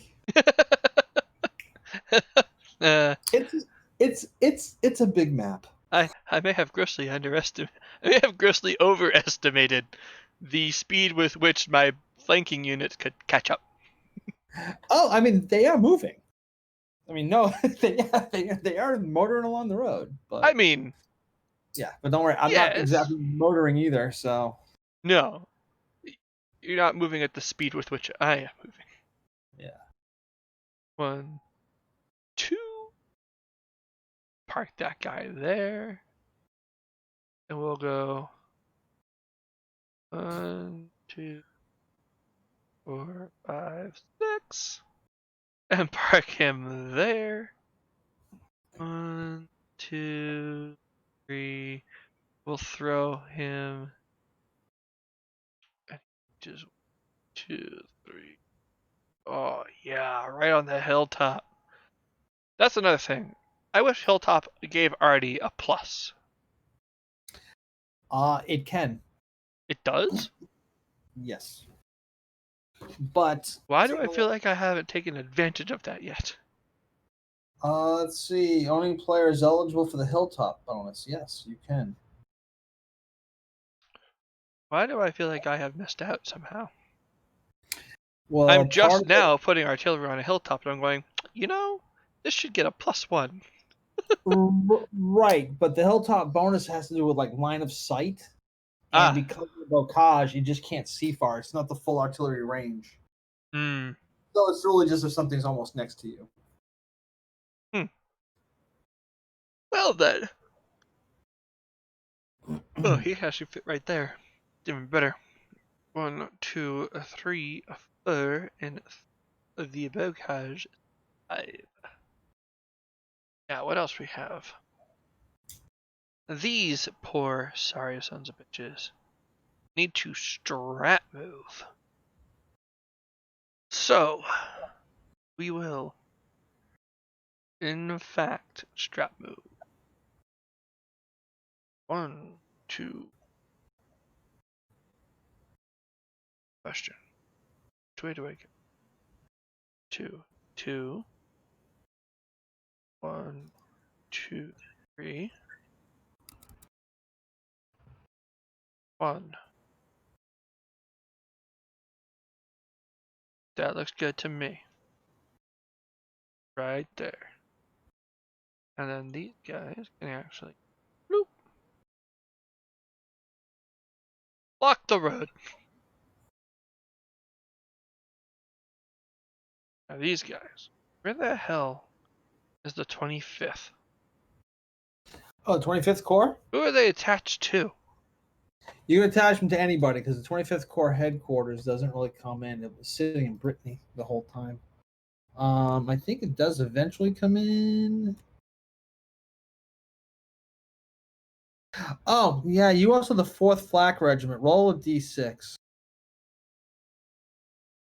3. Okay, so it doesn't come in. You need to roll a 1. Oh, So let me okay. change the label. I have to keep remembering that. 1, 2, 3, 4, 5, 6, 7, 8, 9, 10. That 17th SS was a little upset that you so vehemently destroyed the recon unit that they showed up to the recon unit's almost last known location. They're like, you do not get to do that. Yeah, now that's a problem. Right? Yeah. Oh, where was he? In St. Lo. Oh, so he just moved there. Okay. He standard moved, yes. Yeah, unfortunately, the conf group was strat moving, and he had to stop there. 6, 7, 8, 9, 10, 11, 12. Yeah. Okay.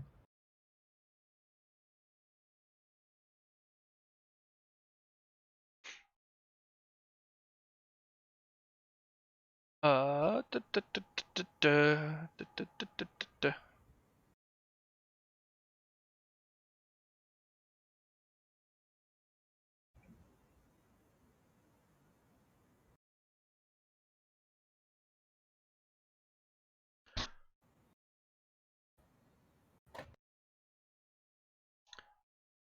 Question is, what do I want to do? Okay, so the guy's gonna go 1, 1, 2, to there. Because Zoc doesn't extend out of a city, I could just go. No, wait. It doesn't extend into the city. It does extend out. The 1, 2, Yeah. and then no Zoc to Zoc. And no Zoc to Zoc. Yep. What's the movement going through the forest? Uh, It's bocage, but it's forest. Where's my terrain effects chart? Tech. Forest. Movement point is 2. versus 1.5. Yep. So, well, versus 1. He's a German unit. They walk through the bocage with 1 point, right? Oh no, that's only if you strat move through the bocage. Oh, okay. That's 2. Oh. Oh, what the hell happened? Oh, yeah, no. Okay, there. 2.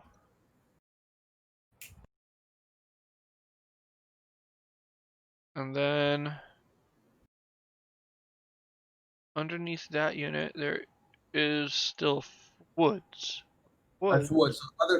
Other terrain. It just go with hedgerow. The hedgerow cost. Okay, so that'd be 2, 3.5, 4.5. Just 3. Right, but then I'm moving into what's considered a Zoc. Right. So then it'll be 3, 4. So you're fine. Oh, okay. The woods gives you +2 strength, +2 strength on defense. It's not a huge thing, but it could affect the odds. Well, on defense. On defense, yeah. I'm not exactly doing that right there. It's There's going to be another assault. For the third day in a row, there's going to be another attempt to take the comp.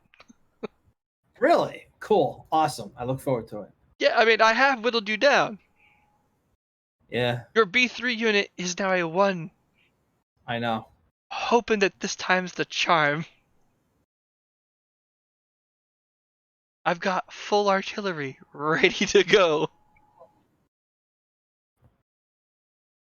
That boy's just chomping at the bit over there. Even my out of supply guys are like, fuck it, we're gonna go.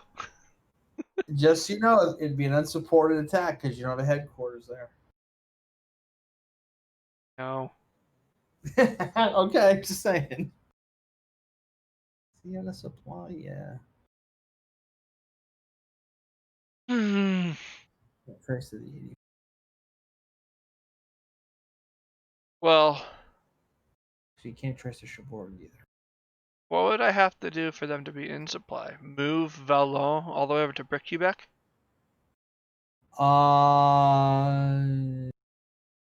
See if you go to Birkenbeck. 3, 4, 5, 6. You might be able to because the forest is 2 supply points. It'd be 1, 2. Well, 1, 2, 3, 4, 5, 6. Yeah, maybe. Yeah. Yeah, if you move the Cherbourg headquarters there and he is supplied. Resupplied? Yeah.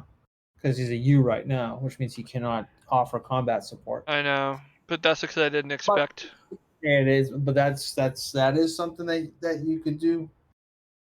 Because everyone else is defending at full strength. They don't get hurt for that. Yep, exactly. Fuck it. So putting the Cherbourg head. There you go. So putting the Cherbourg headquarters, getting ready for next turn.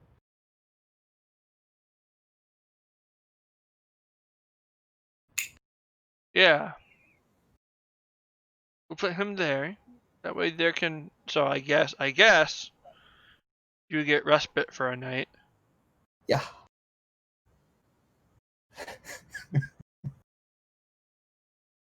As the German trench tools can be heard in the grounds just outside city limits. The tinking away as the dirt's being removed. And you can hear the Allied soldiers snoring in a nice, comfortable slumber in their city lodging. That's okay. The Germans are used to the mud. Okay. Crap. All right. Well, that's that side taken care of. Let's look at this other quagmire that is Khan. What do we have happening in Khan? Zoom in and take a peek. We're just looking at each other, essentially. Yeah, I mean, there have been a couple of skirmishes. Yep. A little bit of slapping each other around here and there. Yep. A couple of your units have taken some serious hits. Yep. Your poor Canadians who stepped way out of line. Yeah. They did what they had to do. They kind of were like, okay, let's try and build this nice circular pen. And the 12th SS came out to play. And it was like, 12th SS. They weren't alone. It was 12th SS, a portion of the 21st Panzer, and the 716th Kampfgruppe. We're like, hey, guess who all showed up at the same time? Yes. We did. Who am I gonna put where is the question now? That's right. I have a tiger.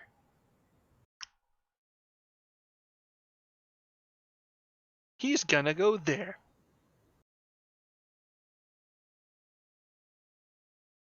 And Panzerlair's gonna walk his way all the way up to there.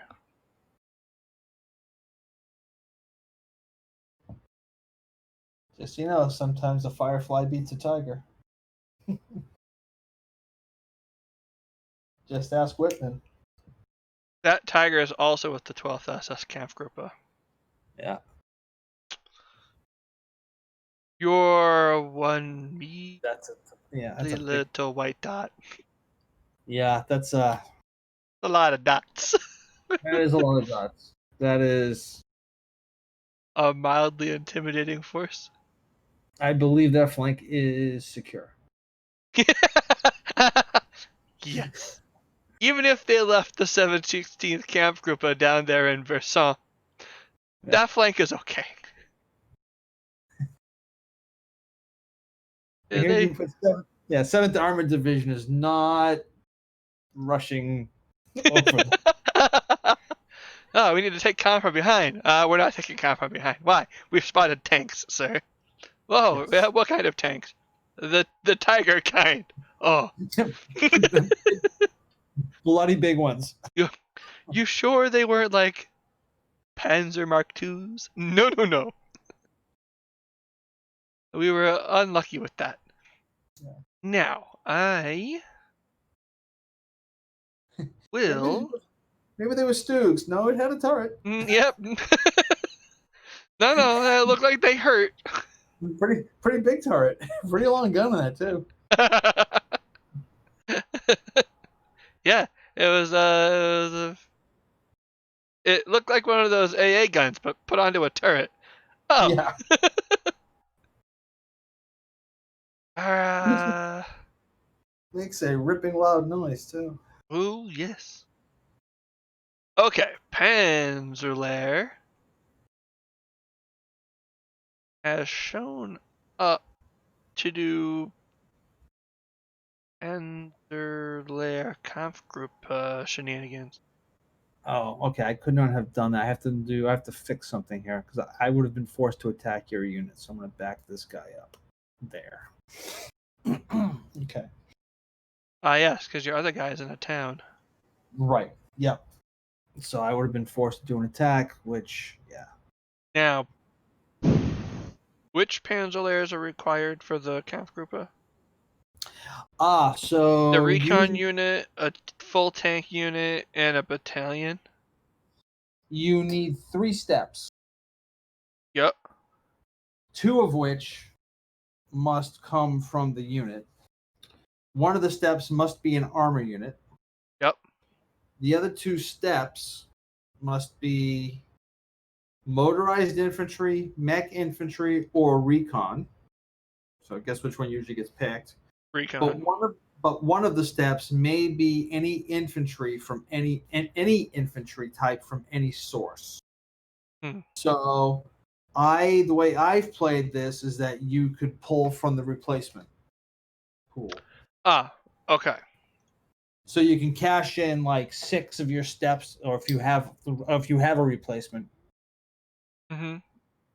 Like you've got 9. Like Alright, right so now. if that's the case, I'm actually going to move them there. Then, is that guy full strength? Yeah, then usually it's the Stoogs. Yeah. Yeah, Stug's full strength already, unfortunately. Yeah, So they're only one. I'll move them in there, and now those 3 guys from Panzerlehr can form a Kampfgruppe later.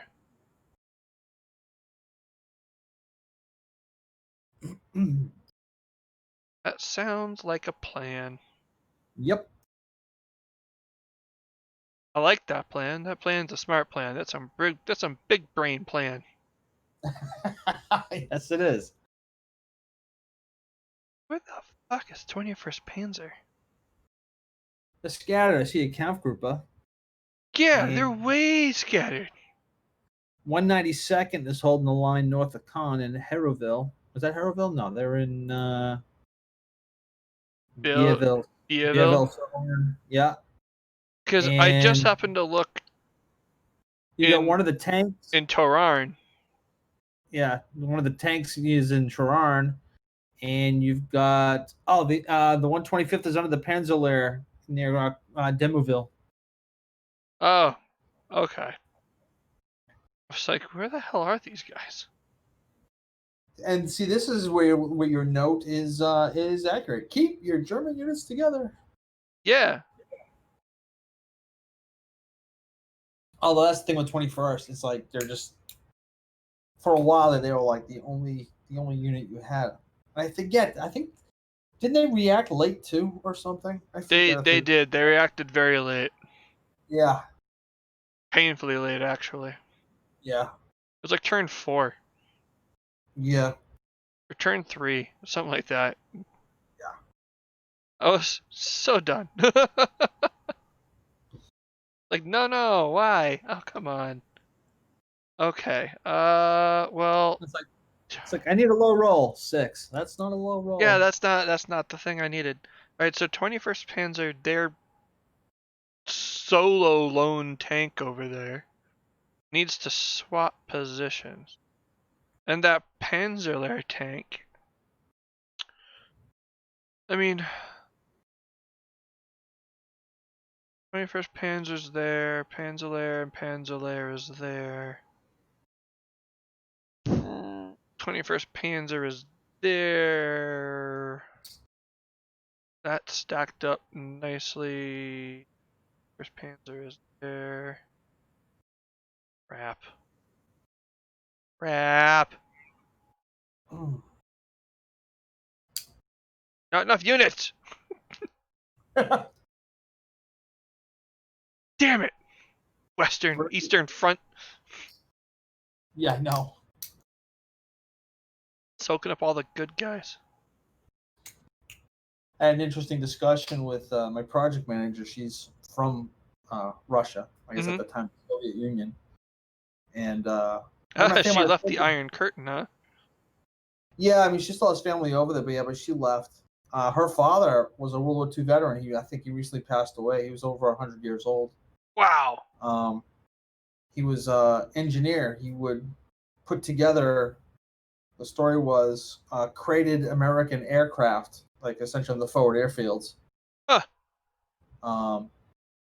But she had some interesting stories. She's talking about how a lot of Americans don't really know their military history. And when she was going to college, she made a comment about how it was the Red Army that defeated the Germans, and everybody's like, "You can't say that. That's not true," and all this. And I was like, "Yeah, I know." We like to think we won the war, but we were only facing 20 to 25% of the German army. Yeah. And even that was difficult. And even that was difficult, yes. May I point you to Operation Market Garden? Yeah, that was the one time Monty decides to like do a bold move. Yeah, and I bit him in the ass. Yeah. Like,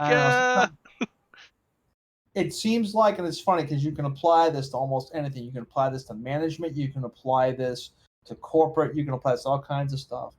Is all of a sudden you get victory disease, and now all of a sudden, right? All of a sudden now it's not about preserving manpower. It's about what prestige are we going to get, or in the case I think of Market Garden was we've got this nice shiny thing. We've got this airborne core. We've got to use it somehow.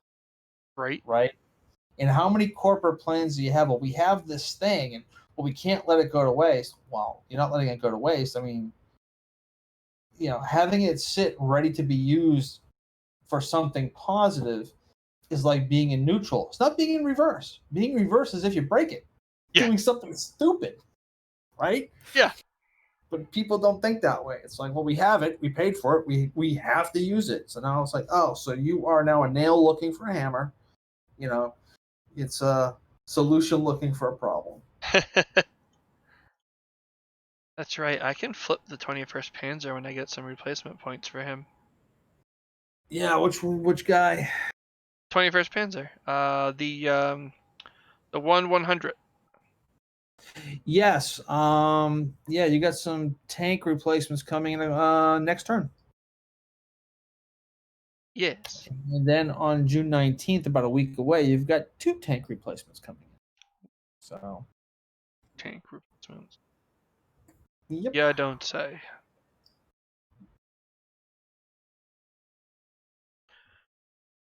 Well, now comes the big question. That big question is, do I want to do what I'm thinking about doing?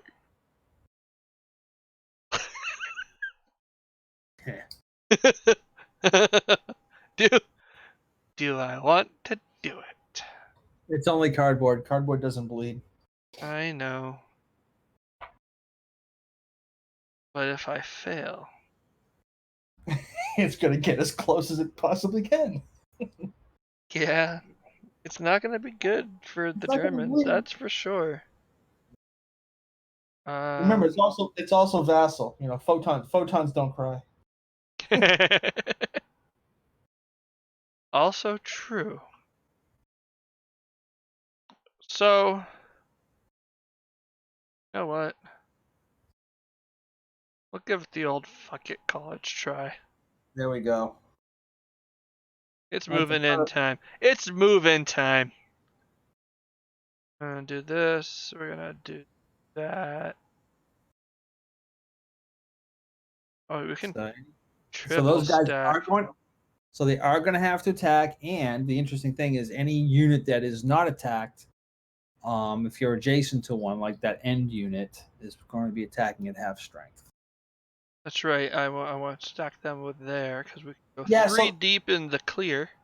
So the original rules, the original Zoc rules, which I'm glad I'm kind of attacking. The original Zoc rules were a little weird. With like, well, everybody has to attack, and you have to attack every unit. Well, it's like, well, what if in this case I'm at the end of a line and Mm-hmm. there's still another enemy unit there? Well, you have to attack both of them. I have to attack both hexes. Yeah, and there's nothing really in the rules, and in most games don't really account for that too well. Of it's usually multi-hex to one versus one attacking multi. And the CRT doesn't lend itself well to that. Mm-hmm. This. This. In my opinion. I mean, And we're going to I could play around with that idea. clone is control C. Do.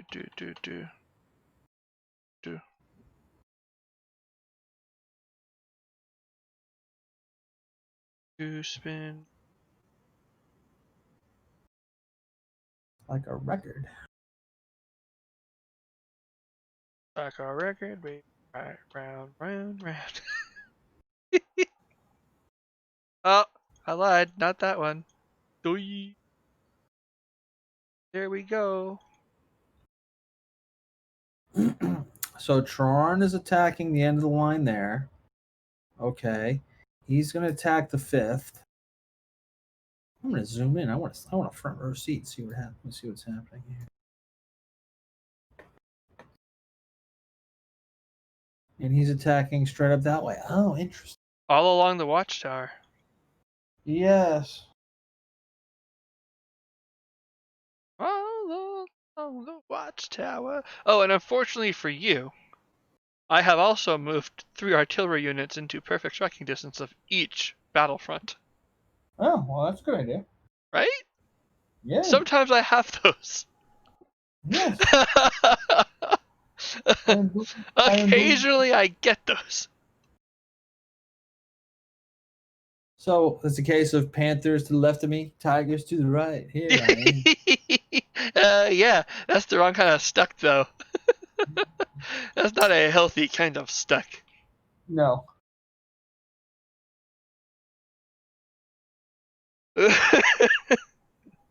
All right, guys, bring up the pits. Okay. That's what this feels like right now. And now that unit is gonna jump right up into here and give up that bridge hex. Because he's tired of not being in the town, he wants to sleep. He can't move there. That's a Zoc move. He's screwed. And it's not Bocage. Otherwise, he would have been able to slip through hedgerow or Bocage, but it's not. So that's like your isolated guy could probably slip through to Brickville. He could break this way though. He can go that way. Yes. And Yes, he then can. slip through hedgerow. Okay, so he would go. Oh wait, so it was flooded, which is going to be 3 movement points He was plus already in 1 flooded. So, right. So yeah, but he was over. He was at the bridge, right? Yep. So the move there is going to cost 4. To there's Oh, then he 4. goes, but then if he goes into either of those hedgerows, it's going to be +2. So that'd be 6. So he can't do it because it'd be Ew. +1 for entering the Zoc. In addition, so he can Ew. go flooded, but that's it. Well, that limits his ability to go anywhere if he gets into flooded. Yep. Yes, it does. Now, if you want, you can keep walking to Omaha Beach. We've got some nice accommodations set up. Oh. Yeah, with views of the water and all expenses paid trip to the United States. I mean, if I get parked up on that beach, though, all of a sudden your supply turns to nil. Yes, but I'm assuming that we wouldn't be letting you live where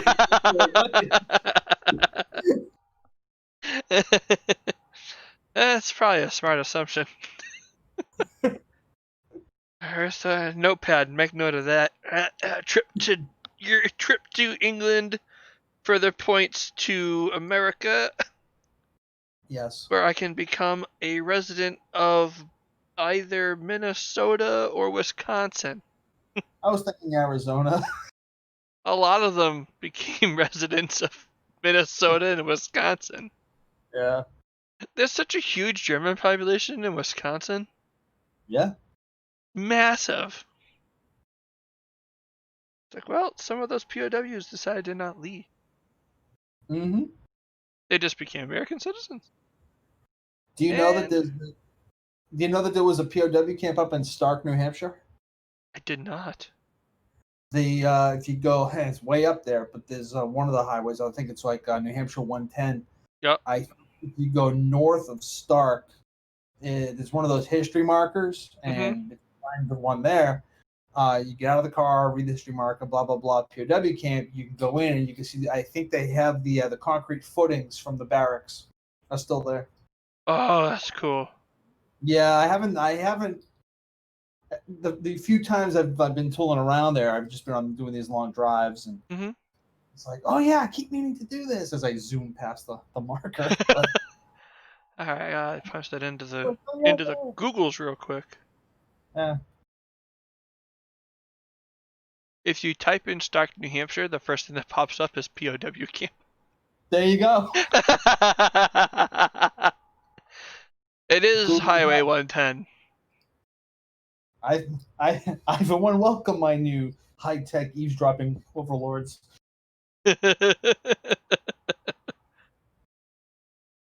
Oh, wow. Second thing down from Google. First thing is an article from 2016 from the Union Leader. Second thing down is New England Historical Society. On August 1st, 1944, German POW Franz Bacher escaped the World War II prison camp in northern New Hampshire, eluding a manhunt for more than a month. Whether he was recaptured by clever FBI detective work or by a chance encounter is still a mystery. Yeah.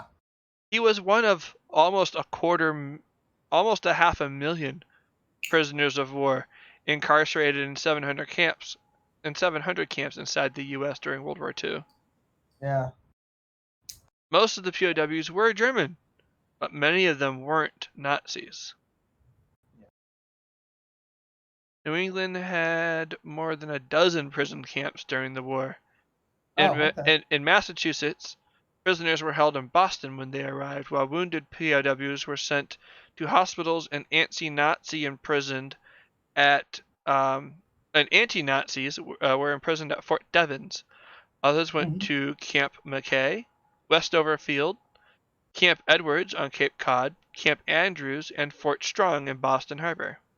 They were held at Bradley Field and at Fort Kearny in Connecticut, and in Maine they went to Camp Holton, Hobbstown, Princeton, and Siebenmück.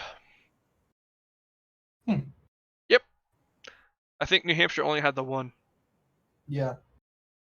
There was one German POW who was in Arizona. He escaped and made it back to Germany. How? What? How? Mexico, Dear neutral God. neutral steamship kind of thing, hopped aboard, made his way to Spain, and made his way back to Germany. Yeah, I believe so anyway. Holy crap. Sir, there's been a break in security. What do you mean? German's gotten away. Where'd he go? Mexico? Shit. German POW escape. Phoenix, the Great Papago escape. Was the largest Axis prisoner of war escape to occur from an American facility. On the night of December 23rd, 1944, 25 Germans tunneled out of Camp Papago Park near Phoenix, Arizona, and fled into the surrounding desert. All of the escapees were eventually recaptured without bloodshed. Okay, that's not the one I was thinking They about. pulled a reverse Hogan's Heroes. Essentially, yes. There you go.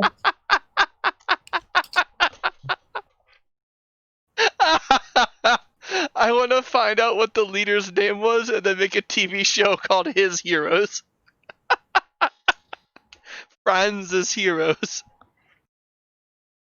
Oh man, that's fantastic. Franz's Heroes. Cheap German version, like accordions, playing the same theme song music as Hogan's Heroes. That's funny as hell. Ah.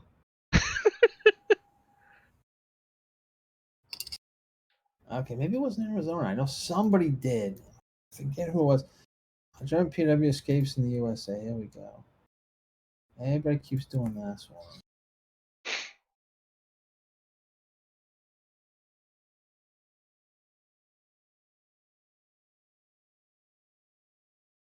Colditz. Let's see.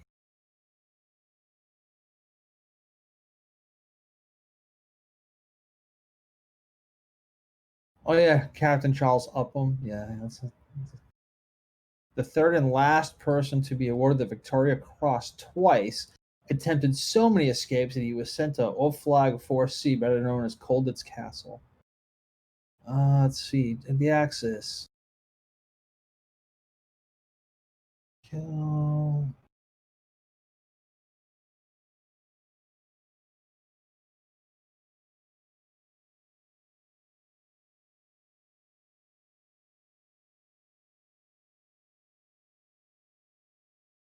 Oh, I thought somebody had made it out of there. Maybe not. I guess not.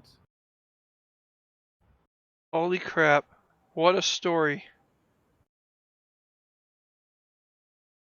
Oh, German POW Georg Gartner escaped from Camp Deming, New Mexico after the war had ended by crawling under two gates and jumping onto a passing freight train.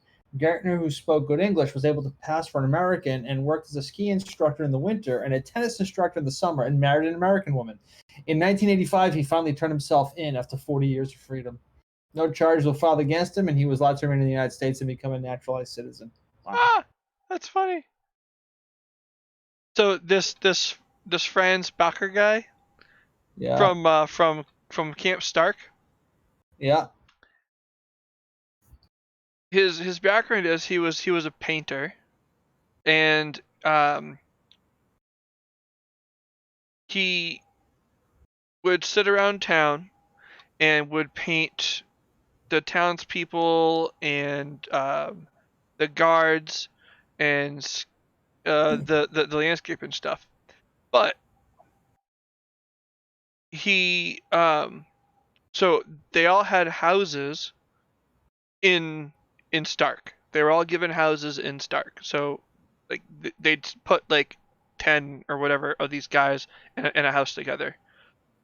So he had some of his paintings were hanging on the walls of his home in Stark. But most of the prisoners, he was also given a regular job. And like most of the Camp Stark prisoners, Bacher had he had been a political prisoner in Nazi Germany before being sent to North Africa to fight. He was a 27-year-old Austrian, a leftist who spoke 4 languages, an artist who had won some acclaim. He hated military life and he hated cutting wood. Fortunately for Bacher, Camp Stark was one of the least secure prisons in the United States. It was nearly impossible to prevent men from cutting down trees from escaping into the woods. Escapees, though, couldn't go back to Germany. To the east, the Atlantic Ocean separated them from Europe. To the north and south, they would encounter U.S. allies Canada and Mexico. Franz Bacher went to New York City. His escape. While in the camp, Bacher had obtained U.S. currency and a civilian jacket. He painted PW with watercolor on the back of the jacket. He wore the jacket to work on August 1st, hid in the brush, and washed the paint off in a stream before hiking 20 miles to Jefferson. Prison officials found a note on his bed. It said, "I am going to escape today. The reason I am doing this is I live for my art. If I continue to cut wood, my hands will become so mutilated that I will be unable to paint. If I can't paint, I can do nothing." In front of the big resort hotels, in front of one of the big resort hotels in Jefferson, Bacher climbed aboard a bus and headed for New York City. He sold pictures he painted of Central Park, where he slept for a while until he had enough money to rent a room in the East Village. But this was in August. Yeah. One day in October, Bacher had been walking through Penn Station when he encountered Sergeant Ten Tausig, the U.S. Army interpreter at Camp Stark. Oh no. That's just bad luck. Tausig, an Austrian Jew who had escaped the Nazis and came to America to join the army, Bacher and Tausig had actually lived a few blocks away from each other in Vienna. And in Camp Stark, they had become friends. Tausig was on a 3-day leave from the prison camp. In Penn Station, he and Bacher chatted, then parted. A few days later, FBI agents arrested Franz Bacher at an art supply store in Union Square. According to one version of the story, he had tipped off authorities by asking for a brand of paint known to German artists. According to another, the FBI had circulated his photo to art supply stores in New York City. Had Tausig turned him in? Bacher didn't think so, but Tausig later said he didn't have a choice but to turn him in. Yeah. In stark decency, historian Alan Coop speculates Tausig may have waited a few days before making the call. Mm. There's a book called Stark Decency, German Prisoners of War in a New England Village. Oh, cool. I'll have to find that. Yeah, so will I. It's written by Alan V. Coop. The military sent Bacher to Fort Devens and then to Fort Eustis in Virginia for a 6-day course in democracy before returning him to Germany. That's funny. The Nazis had imprisoned Bacher for his support of democracy, and the U.S. government in Germany offered him a job. He declined. When the German POW camp finally closed in 1946, some of the prisoners who had lost their homes and family in Germany wanted to stay in the U.S. The War Department insisted on sending them back. In 1986, townspeople, former guards, and 5 former prisoners held a reunion in Camp Stark. Cool. Yeah. Huh. That's pretty cool. 40 years later, and they held a little reunion. That is cool. There was also a top secret re-education camp in Rhode Island during World War II. Now that sounds interesting.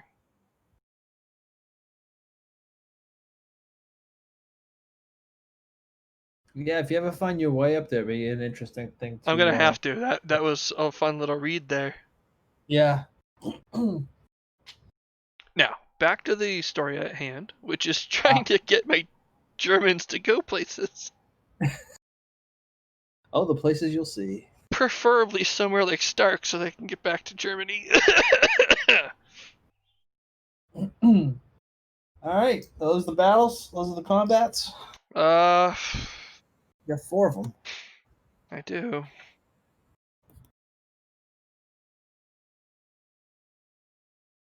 Yeah, that's gonna be them for right now. All right. Which one first? Let's hit the 6th. We'll deal with the paratroopers. Okay. Which one first? You're attacking the third, the fifth, or sixth they're landing? Let's do the 5th. I mean, the Do 3rd. the third, right at the end of the line. I need to pull a 2-chit. Well, first we do. Gosh, I'm getting ahead of myself. First thing we do is ground support. I don't have any. Artillery. Yes. You have what's that? A 5-shot you're doing? There's a 5-shot and 2 4-shots. Right, but those are for each battle. Yes, for each battle. Okay, So let's do this is a 5. So you've got a 5-shot. I do not have artillery on that. Actually, let me get my notebook here. Get all that going so I can take notes.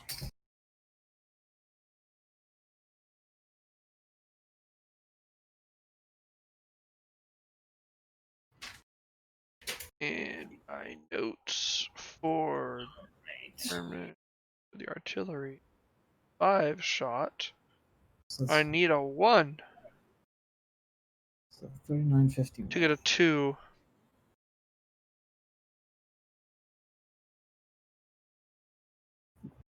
All right, so you had a 5-shot. What'd you do? What'd you roll? I haven't rolled yet. I'm looking at what I needed. And throw So it is raining. So there's a +1, and I'm in a town. So that's going to make it. Oh, actually, I'm not in a town. I am in the woods. So that is woods is not. nothing. So it's just a +1, 5-shot. So anything but Or it a was a 6. 5. I threw a 6. So that's going to be a shift. Yep. I am going to. Do I do naval? Yeah, I'm gonna do naval bombardment. Do you get it with the rain? Oh, good question.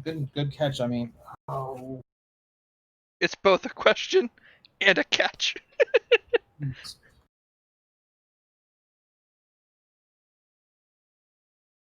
yeah.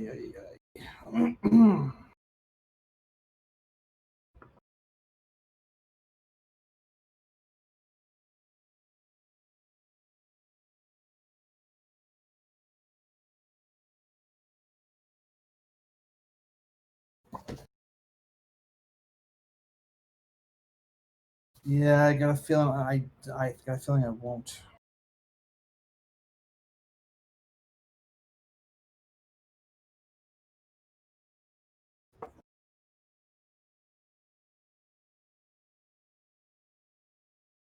Not allowed during rain or storm turns. Just enable fire protection.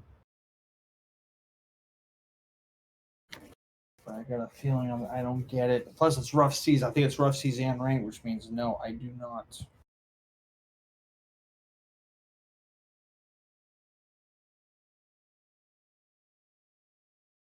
It's the time for the Germans to make some hay. That's for sure.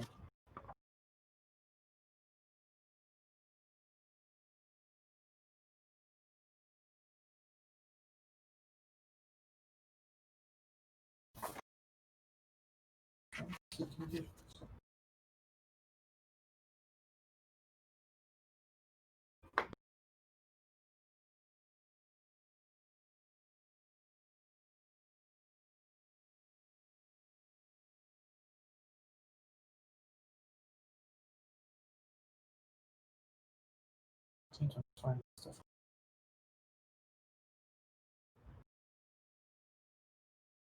Oh, yeah, it's under artillery. Not available during rain with rough sea or storm. Yep. I got no naval. So, yep, nice catch. Awesome. Yep. Okay. I like that. So yes, I have no artillery, I have no naval, I have no air, I have nothing. Okay. Instantly better. Yep, so I gotta pull a chit. I need a 2-chit. Come on, big money. Ugh. Hey, my 2 chits better. Yes, it is. So you are okay. So is this a supported attack? Yes. All right. So spend a support point. Will do.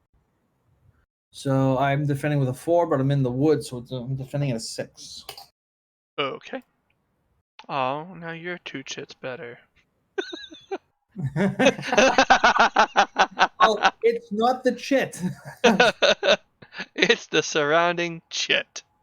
Oh, yeah, I'm putting the chit in the chit pool, I'll tell you. All right, so you have 5 and 2 is 7 and 6. It's a 1-to-1 Mm-hmm. so far. So let's go through it. Divisional integrity. You only have the 1 unit attacking, so no. Combined arms, yes, you do. Armor superiority. Oh, 3 dots. Yep. That's 2 close. Dang. City town, no. Hedra, no. Hilltop, no. River, no. Special units, which I don't have on here.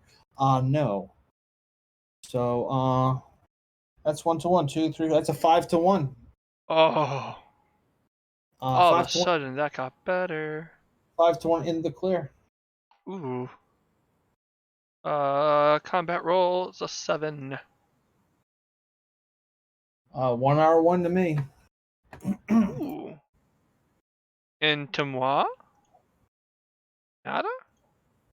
So, Clear on a 7-to-1. 5-to-1. 5-to-1. Oh yeah, look at that. Ping 101. I like that. Yeah. I like that a lot. What is happening? My phone is blowing up right now. Look at that. So, they are going to just waltz on in. Mm. Okay.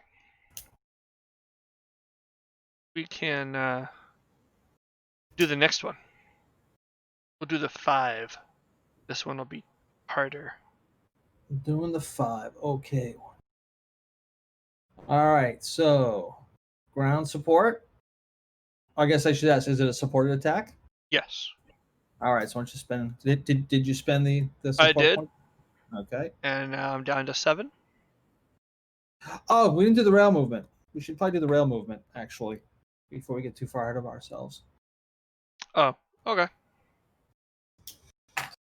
So figure out where they're going, and then we'll do the rolls.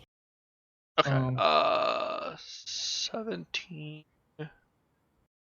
SS is gonna go to St. Lo.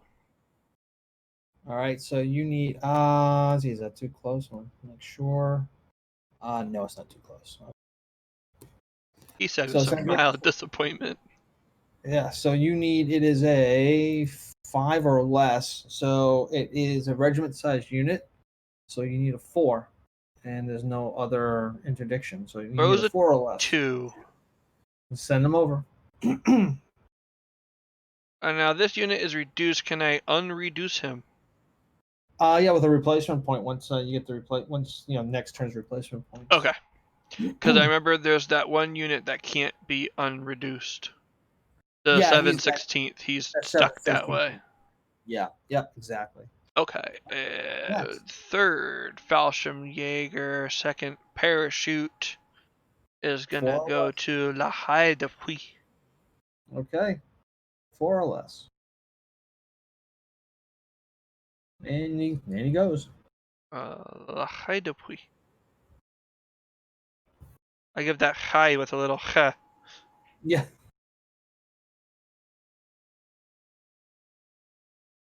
And second parachute artillery is gonna go same place. 5 or less. Makes it. I've been un.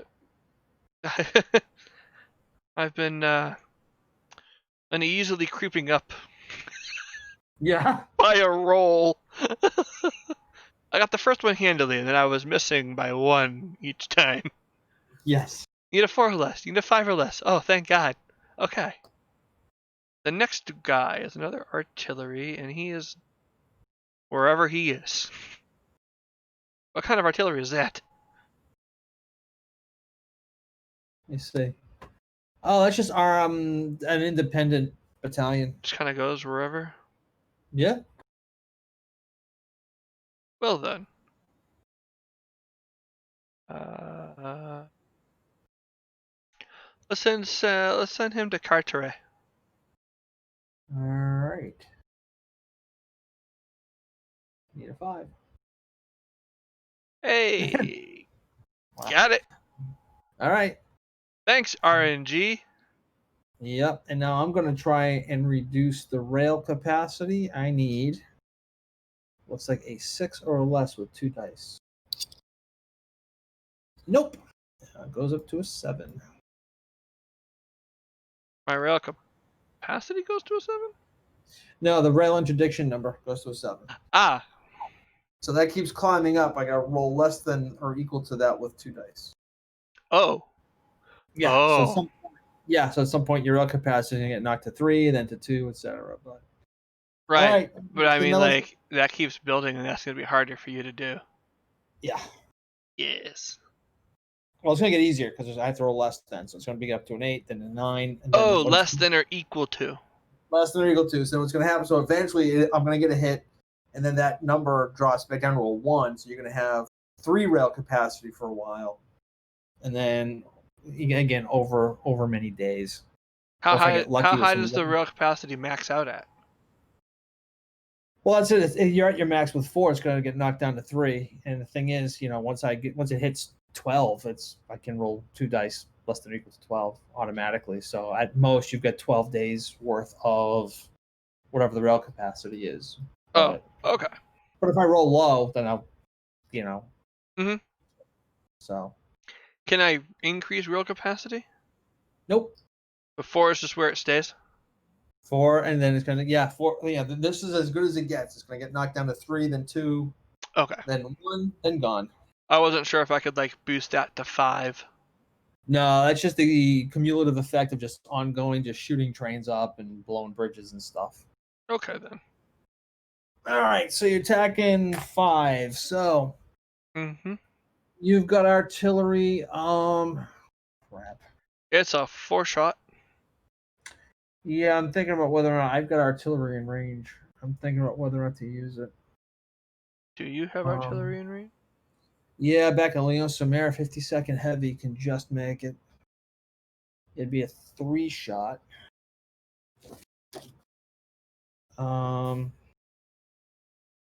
Yeah, I'm gonna fire it. So, you can do your 4-shot plus 1. So it's the same dice, just don't roll a 6. You got your hit. Oh, you kidding? Ping. Nice. Wow. All right. Oh yeah, I should flip my guy. Hold on. Flip that one. I need a 3. I need a And 3 then chit. flip this one. Oh, that's a good one. And I need a 2 chit. 2. Ah, yes. More of the same, boys. 5 it is.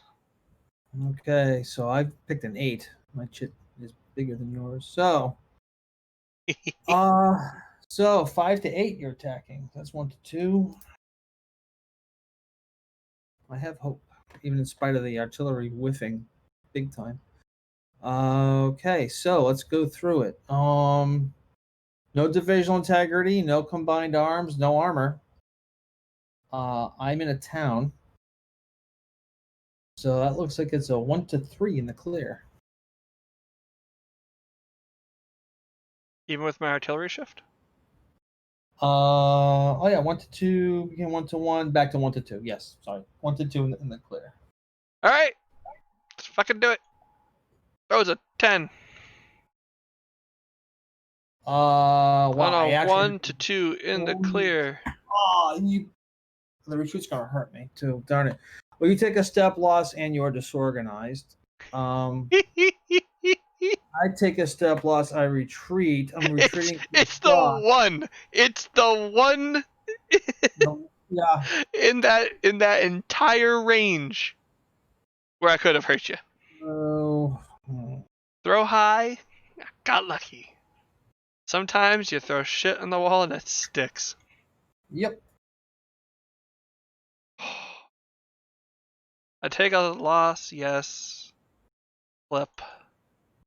Disorganized, but I can move in because you moved out. And disorganized. Okay then. Let's line it up and do it live for the next one. Okay, another supported attack. Yep. Gonna go ahead and drop myself down to 6 points.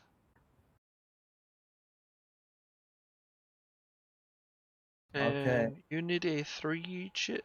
You do not need a 3 chit. I've got it. But I need a 3 chit. No whammies, no whammies, no whammies. Oh, yes! All right, so That's a 3, double digit big boy. What I like to see. 15 to 5 is already a 3 to 1. Artillery shot. Oh, yeah. Same thing. Don't roll a 6. Damn it, what the hell's going on? Stop that. Do that, and 4. Another shift. Yep. All right. So 4 to 1 so far. Divisional integrity is a no. Combined arms is yes. That's a 5. Armor is 1. That's a 6. I'm in a town. That's back to a 5. That is a 5 to 1 in the clear. Throws a 5. Probably good. 1 or 2. 5 to All 1 and a 5 to 1 in the clear. Oh, yeah, look at that. Okay. Nice. I like it when I don't hurt myself. It hurt itself in the confusion. That was a regroup guy. I knew I missed one. Now, where's he go to? Where's your guy gonna run off to? There? Yep. Okay, well. I'm gonna put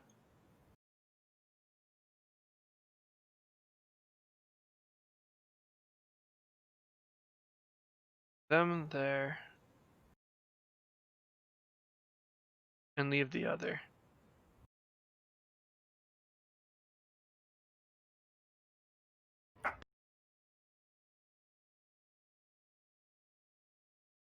Suddenly supplies.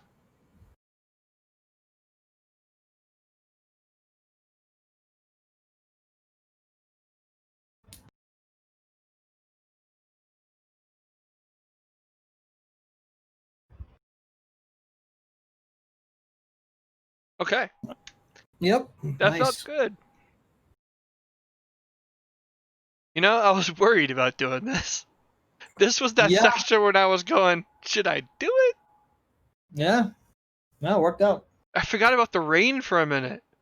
And then you're like, Yeah. oh, but it's rain, you have to add 1. And I was like, damn, none of my artillery's gonna suck because that's how it usually happens. Oh, actually, a town modifier too, but I think you still had it. Yeah, you still had it. Okay. The other one, Como. Yes. That's like a G. I was gonna say Gaumo. All right, you have artillery. Um. Oh. Ooh. Oh. Not in the area. Nope. Okay. Too far away. Let's see. Is it a supported attack? 1, 2, 3, 4. It can be. Yes. Yes, second para. Will Yep. support that. And 5 army support points. Yep. Now I'm gonna need a 3 chit and a 2 chit.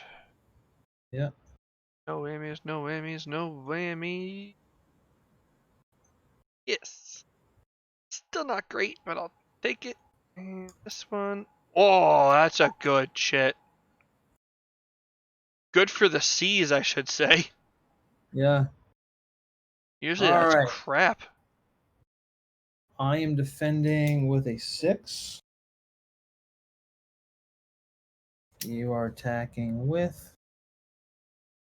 8 and 4, 12, which is a 2 to 1. Okay. Nice. Divisional integrity, no. Neither side has Nope. divisional integrity. Combined arms, I have it as a defender, which means you don't have any. Defender gains a shift if there's no attacker. This is a change from the other rules. Okay. You do not have any combined arms capable, so there's a shift in my favor. Armor superiority. Well, I You have don't get that. I've got dots. right. Well, it's my Well, you have none attacking, and the defender. Yes, I would get one if So no, nothing there. City town is a yes. Hedgerow bocage. I don't That's think you get generally, that defense. yeah, that's generally hilltop. I get it. And that's it. So 2 to 1 because 1 to 1, 1 to 2, 1 to 3. Send it. Throws an 8. 1 to 3 in the bocage. 2 1 to DR2. 3. Bocage on an 8 sucks for me. That one is that's hurtful. Just 2 missed out on pinging you. Yeah. 2 DR. Well, let's get rid of the the R part. We'll do that. And we'll do that. You retreat 2. So one more. One more and one more. All the way.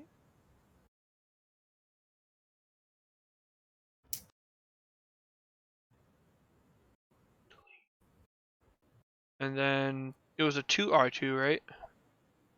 It was so 2 step losses. So your highest one, so your B unit first. And then Another step somewhere. Probably your C unit would be my guess. And then they're And both disorganized. no, one stack is disorganized. One. Oh, okay. Well, that's going to be the weak one. Yep. It would have been the highest stack if you had more than one unit. Then you get to pick among that. But Okay. all right. Well, like I said, sometimes you throw shit to a wall and it sticks. Yes. This time, it did not. It did not stick. It was soggy and it slid right down. Yes. Too much rain on that hill. Yeah. It was like Hamburger Hill, except in Germany, France. Yes. All right, that takes care of combat. It does. Engineering phase. You can blow. I don't have any I want to blow. I think you've already done all the ones you were going to. I have blown up all the ones I felt like blowing up. Yeah. All right. Disorganization regroup. Your regroups go away. I don't have any. My disorganized guys flip.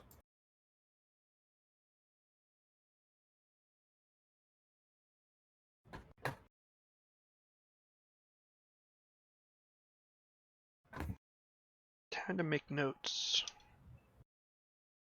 I have a situation I got to deal with. That you do. Yeah. Let's see here. Write down notes. Yep.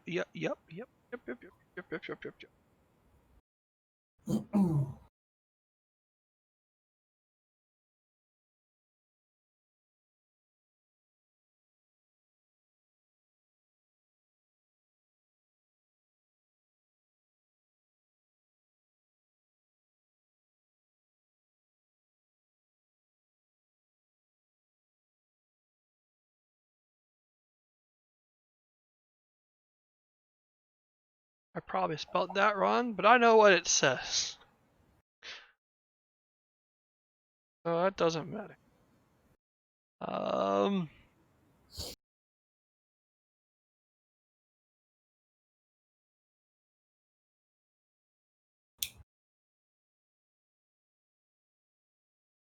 that's spelt a particular way.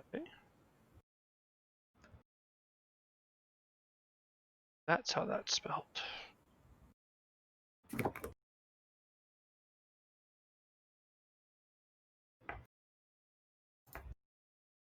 Yeah, I'll do that.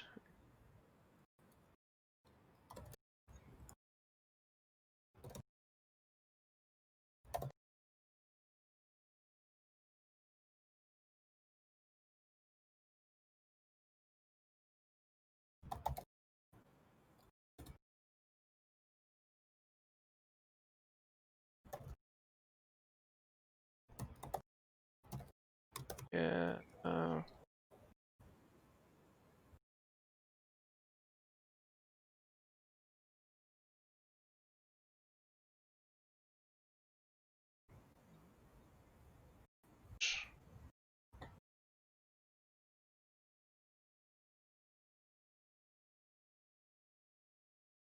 Alrighty.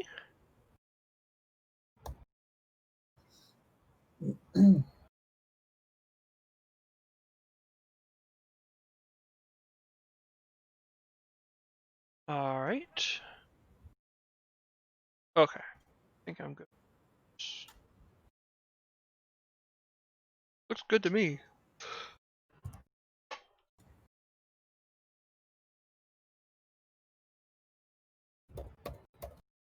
Big bold letters. Roll good. Okay. What's that? I said That was big bold letters from my notes. Roll good. roll good. Yeah, there you go. Well, I think you did pretty well those 3 attacks. I have a problem over there now. I kind of took that for it for granted, but man, it's just my weather rolls have been awful. They have been really unlucky with them. And Yeah. it's almost at a point where in that area it's suddenly supplies. Yeah. So. But you do have that IP on Pegasus, which is just a bit of a pain in the ass.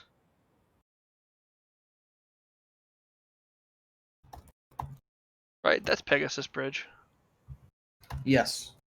Yeah, so I mean, you still control Pegasus and you got the IP, so that sucks.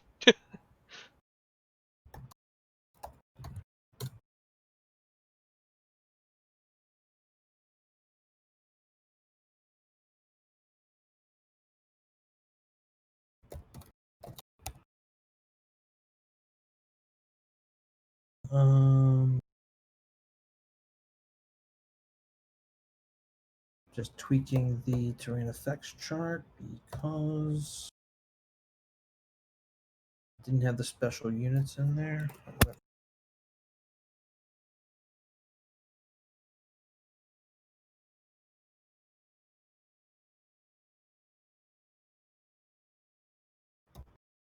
Hmm.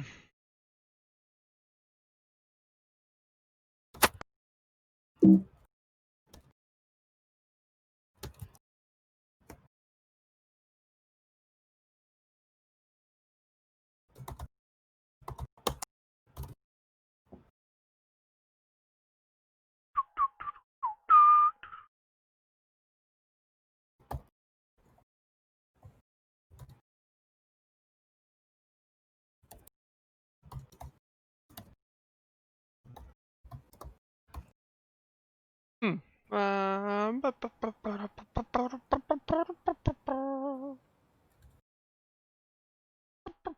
Do that. Okay. Cool. I think I know what I can do at some point. Okay. All right. So I think I got my disorganized guys flipped. You didn't have any regroups. I did not. All right. That takes care of. That game turn. Yeah. Save game. Nice. Take a picture. Nice counterattack. I got some thinking I gotta do. Well, again.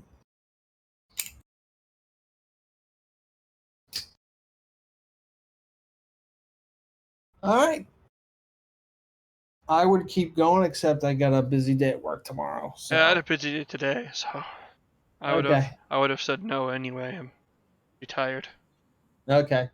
Well, cool. Well, let's see. Next Wednesday, I'm trying to figure out what's going on. Yeah. So we're gaming on Thursday, except you'll be gaming in the morning. I'll be gaming in the afternoon, or just late morning when I finally get there. Um, I'll contact Mark. Um, should I send the rules to you, or are you just going to rely on just a quick intro, or we can do that next Wednesday too? I can kind of Um, I can get some materials and things like that. you shoot me the rules, I'll read them, Okay. and then I'll be able to figure out what's going on for us. Okay, let me make sure I've got the What side are we playing? probably the French. The French, you say? Yes. What is the scenario? So honestly, I figured I don't know if we're doing the one mapper or we're doing the full mapper. I'll talk to Mark, or if we're doing the February 7th one. I know I'm supposed to be doing that What's the solitaire here, but area? the area. So the thing, it's the Battle of Preussisch-Eylau, which was a draw historically. Napoleon Preussisch got, Eylau. yeah, or just Eylau for short, Eylau. It's in. It is currently. It's in Russia, like right on the Russian-Polish What? border. And they changed. Of course, the Russians changed the name of the town to Bagratiónovsk, named after the Russian commander Bagration. It's funny. I said I was talking again. I was talking to Yelena, and I said, "Oh yeah, it's bag ration." She says, "Bag ration." Oh, you mean Bagration? It's like, oh yeah. Oh, this is up near the Baltic Sea. Yeah. So this Between was. Danzig and Königsberg. So this is essentially in between Napoleon's Prussian campaign of 1806, 1807, between the battles of Jena and Friedland, I believe. So Okay. Friedland happened in the spring. Of course, the Russians were there as Prussian allies, Right? and Napoleon had kicked the crap out of the Prussians at Jena, um, Mm-hmm. and was chasing the Russians and got himself involved in a winter battle. And during the battle, like a blizzard blew up. Yeah. And it was essentially the cream of the French army essentially was wasted there. Napoleon's, a lot of what he did with training Mm-hmm. the French army was such that in 1805, 1806, they were essentially the best army on the continent. Right. I mean, they were Uh, able to beat the feared and famed Prussians. yeah, although the Prussians in the 1800s were not good. Oh, they They weren't. No, they were not the what they eventually became. They had some pretty archaic methods still, Hmm. um, comparatively, and so what happened was the French army never really recovered from Eylau because now he had to replace all of his losses with younger and less trained troops. Oh, okay.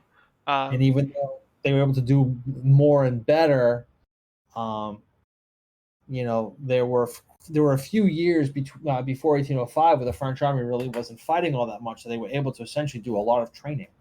But then it was constant warfare practically from 1805 onward to 1815, hmm. with some downtime, I think, in 1808.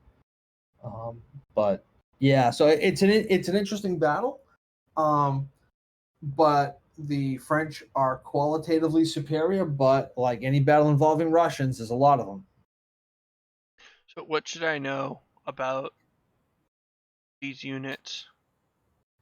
Okay, so you basically have. Well, I'll tell you what. It's Because interesting to I go from a haven't World played War. any of the older school games Yeah, and regarding like anyone that doesn't carry an auto-loading rifle.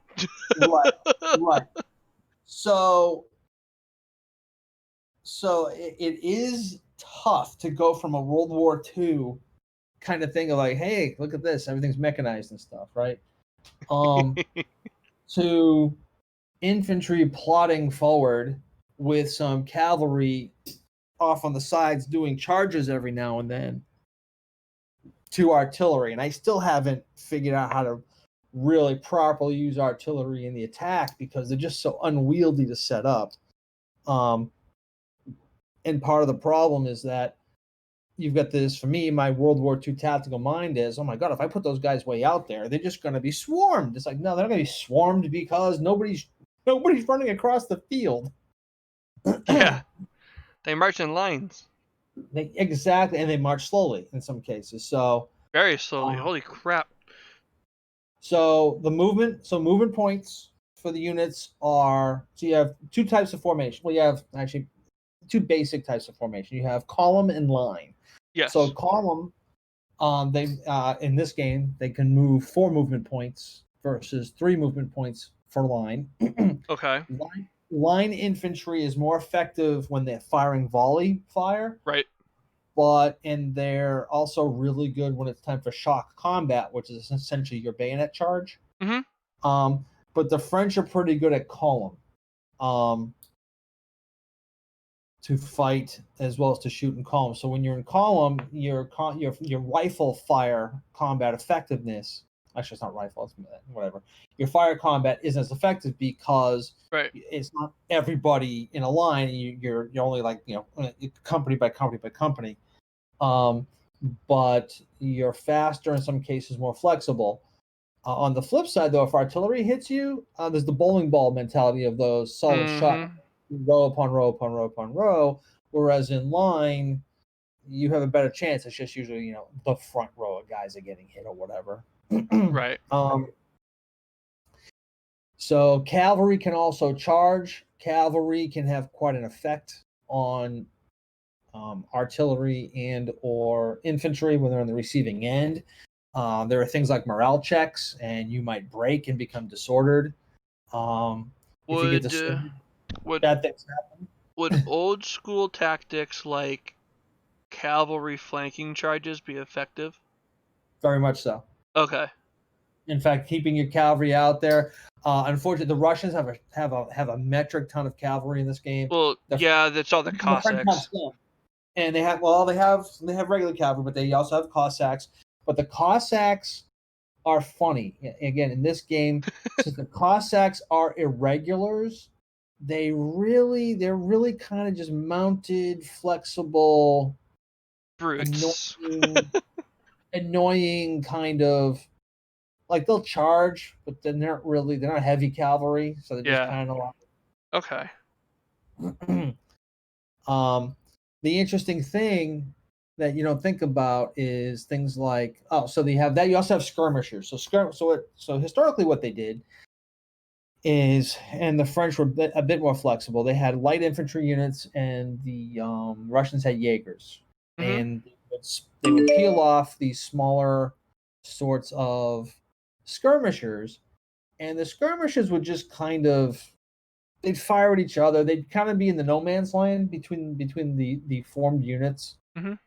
And they would kind of break stuff up, but they were really good at doing things like occupying difficult terrain like towns and buildings and that kind of thing.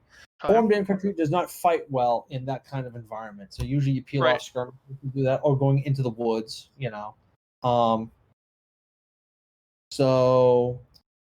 but trying to advance in the face of artillery is difficult. And it's one of those things where it is strength point based. So the strongest French unit is 18 strength points, and you'll see them get whittled down as they get close. And then the artillery fires at you. Then you get close again, and the artillery fires at you again.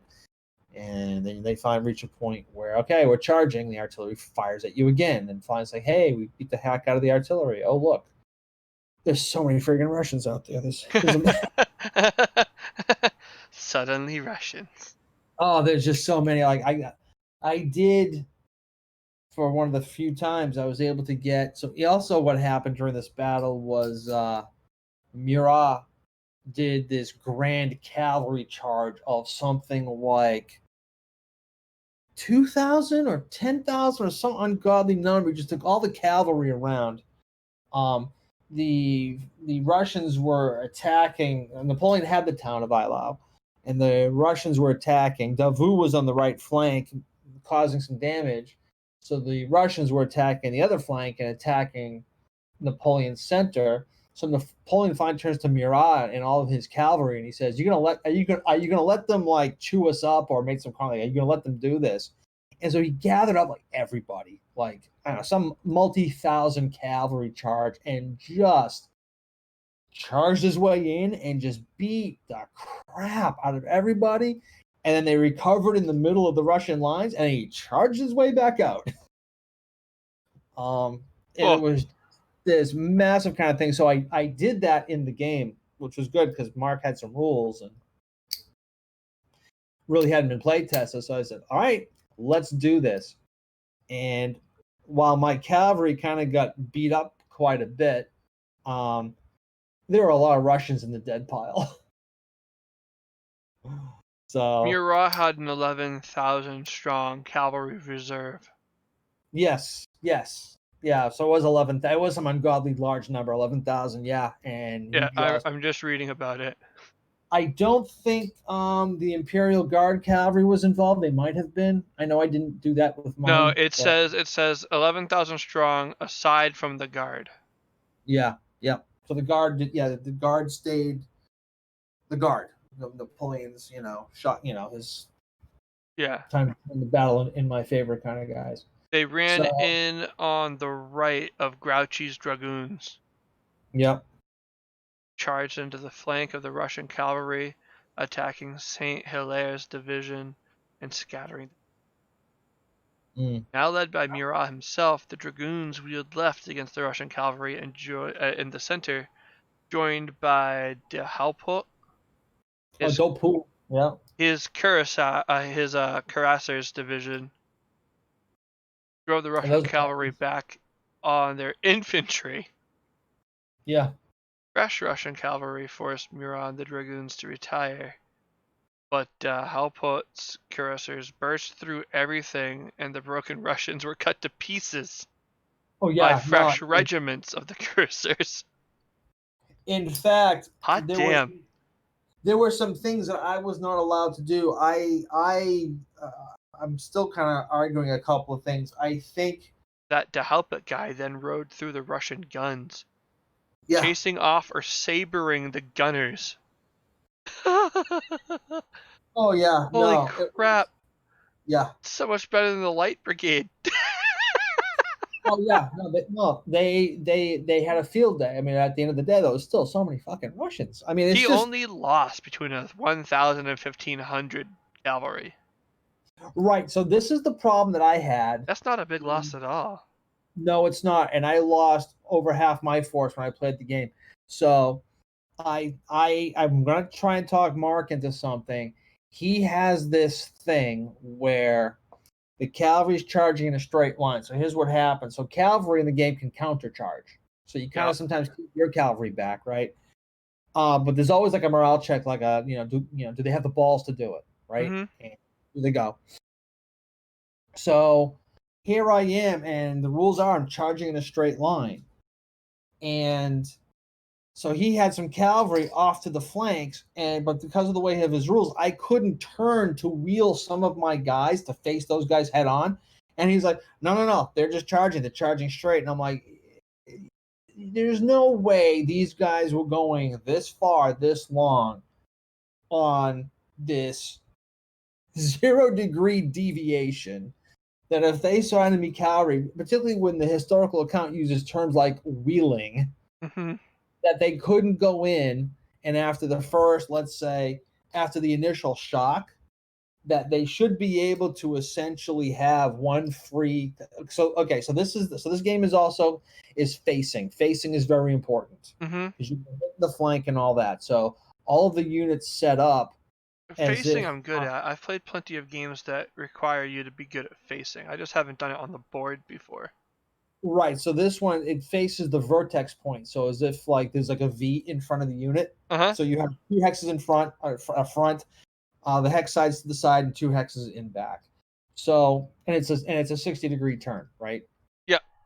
So I wanted to put and in fact, with the normal, never mind the grand cavalry charge, with the normal cavalry charge. All right, I gotta talk about some history. So the game system is based on a popular game called Wellington's Victory, which is Waterloo, which was published in the 1980s. Okay. I believe Decision Games, I think it was Victory Games back then. Victory Games had some really good games back then. I think Decision Games has the rights. I think they put a reprint. I think they tried to fix some of the Stranger Things in the Okay. game. Mark has also done that. Mark's rules can get almost got like a miniatures feel out of it. He tends to go toward realism, which is good, but you Okay. also have to make it easy to play anyway. And so in Wellington's Victory, and what happened the first time I played tested this game, what you would do is you'd set up the cavalry. This cavalry charge is going to go out, and there would be like the 6 hex cone. I would call the cone of death. Yes. Right now, the reason why I call it the cone of death is because, according to the rules, every enemy unit in that 6 hex deep cone in front of the cavalry, per cavalry, mind you, you have to roll for morale. And if you break, you're disorganized, which is not a good thing to happen when cavalry's coming at you, right? Nope. And regardless of whether there was a hill in between, so that all of a sudden the guys would just break, I think I hear horses over the hill. Oh my god, I'm scared! And the whole unit would like go disordered. And I looked and I said, there is no way. You can't tell me. And I'm not saying being on the receiving end of a cavalry charge is something whatever, but I do have this idea that they somehow dealt with it, right? And you Yeah. also hear these stories about units forming squares and all this, right? So instead of having the 6 deep cone of death, it's like a dragon's breath weapon in D&D. It was that bad.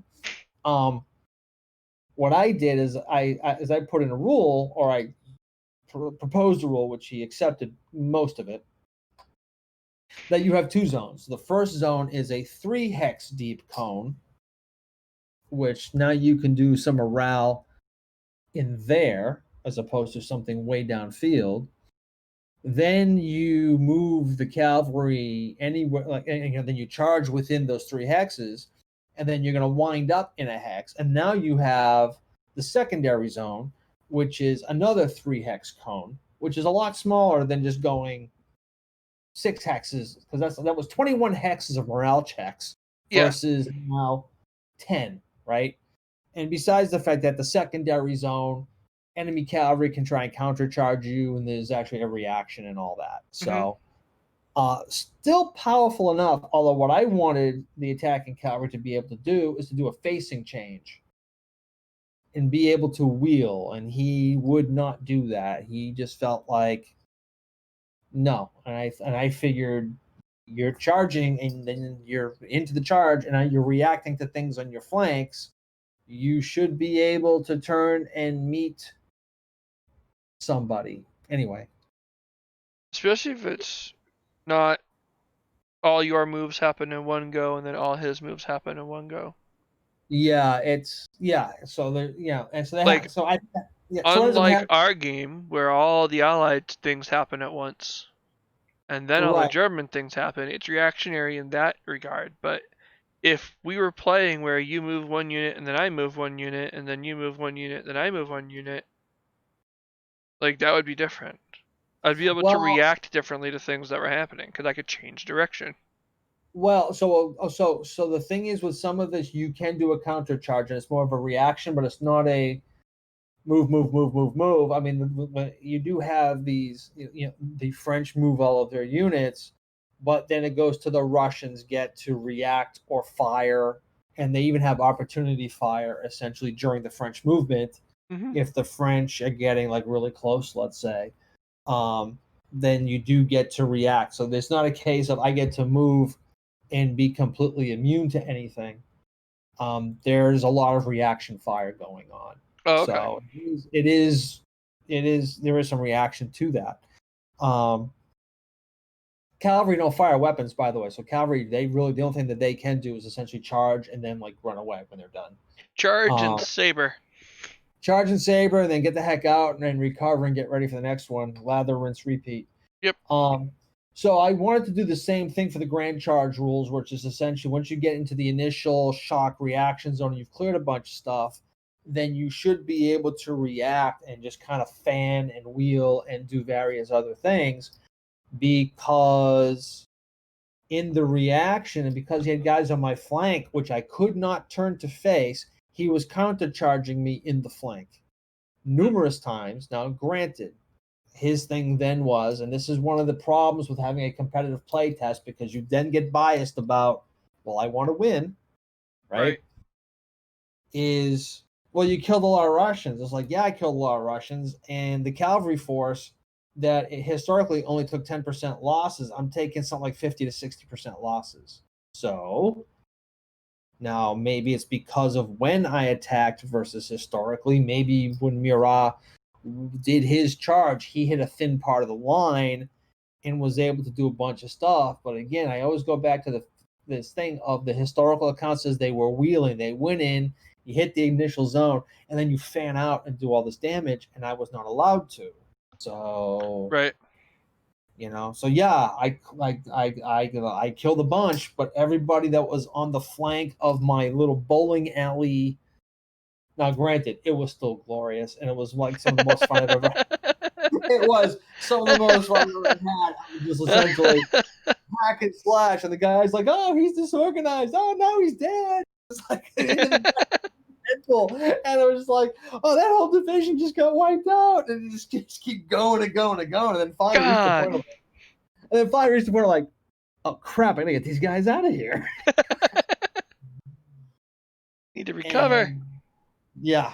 So like I said, I think there are some things where, we kind of nerfed the cavalry comparatively to Wellington's victory, because I think, again, that whole breath weapon cone of destruction that they had was a little bit too. I mean, it's an easy rule, but right. It reached the point whenever we played that in order to combat the power of the cavalry, I was playing with one guy, and what he would do is he'd move his infantry up, and then he'd form square just in case, and then he'd come out of square, move a couple of hexes, and then form square again. It's like, I don't think they did that. Right. I think they just reacted and had some way to react when the cavalry got close to them, and so that's what we were able to capture, which is good. But yeah, so it's really much a case of facing formation type. You fire, you get to react. It's a lot of fun, I have to say, and I was never one to do a lot of like that level Napoleonic stuff. I kind of understand more of it than I did at the time I played, but it was a nice experience because I was such a, I didn't go in with any kind of preconceived ideas of, well, this is how Napoleonic should be because I've played these other games and I've read all these books. And it's like, nope, no idea. Let's see what kind of game this is. Oh, although I have to tell you, the first play test I was in. So I'm playing the French, and there was the way he had the line of sight stuff. It was very much like Squad Leader, if you ever played it, right? You're reading the contours of the hill and there were all these blind spots and stuff, right? Which this has since gone away, because as much as there are elevation changes, it's rolling hill. It's not like crags and cliffs and stuff, right? Yeah. So I'm getting close to the Russian Grand Battery. And of course, again, it's a big map, and Mark's not playing, but he's kind of shooting the breeze with people. He's looking at stuff. And I'm just kind of doing stuff. And there was this rule of, well, the French are really good at, peeling off skirmishers from their battalions. So he had this unlimited thing. So I got close to the Russian Grand Battery, and I essentially said, oh, I'm going to take this battalion and convert it into a big old pile of skirmishers and I essentially swarmed the Russian Grand Battery as if I was like Starstrupping, um, going up the hills, because now he's trying to hit skirmishers, which are not formed units with this cannon fire, and they're just swarming over. And they do the shock combat thing against the guns. So he comes over to look at our part of the map, and he sees what looks like a bunch of ants taking down a giant, right? And he just looks and goes, "No, no, no, no, no! What's happening here?" It's like, well, it's not. There's nothing in the rules that says I couldn't do this. So this is what I did. He says skirmishers never charged artillery. They never charged any kind of formed unit. It's like, well, it's not the They rules. did now. They're doing it now. Is that now in the rule book? Oh yeah, no, skirmishers can't get that close. They typically will not get into the minimum firing range of a formed unit. Because So. I'll try and break rules. I will look for loopholes. I will do what one of my favorite YouTubers does. He's called the Spiffing Brit, and he likes to find games that are completely perfectly balanced and 100% not at all exploitable. Wink. Wink. Yeah. Wow. Yes. His entire YouTube channel is just him exploiting games. Especially games that are finished, mind you. They're not new. They're not in beta. They're games that have been around for years. Yes. And all of a sudden a new DLC comes out, but that DLC broke the game. He's won civilization by not building a city. Oh yeah, well, yeah. In a game where you're supposed to build cities, he's literally won by never building a city. It was a great, perfectly balanced game. Yeah. I like doing that, looking for exploits. I don't have a playbook. Oh. I got an old playbook from 2 years ago. That's okay. That's just the scenarios and stuff. So I got the rules, fire CRTs, the shock combat CRT, command chart we won't need, miscellaneous charts. That should be fun. All right, email is on its way. Okay. This is a large file. I'll relax. 6 megabytes. It might be better to use file link instead. No, thank you. Is it that big? That's 7 megabytes of attachments. That's not that big. Oh no, that's tiny. Yeah. All right, email sent. All right, I'll look for that.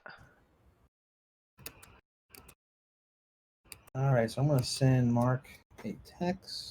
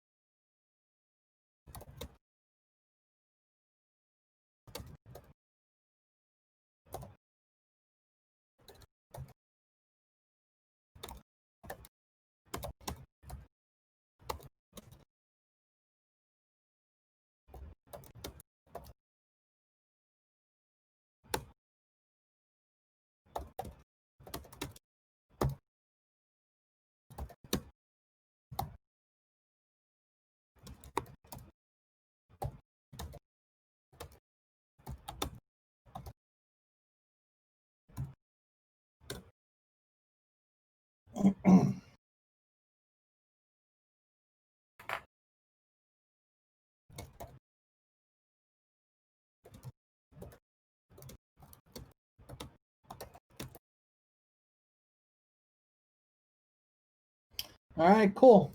Awesome. All right, so I will keep in touch over the next week as plans become more concrete. Yeah, definitely. Sounds good. All right, well, have a good night. You too. Talk to you later. Later, Ken. Bye. Bye.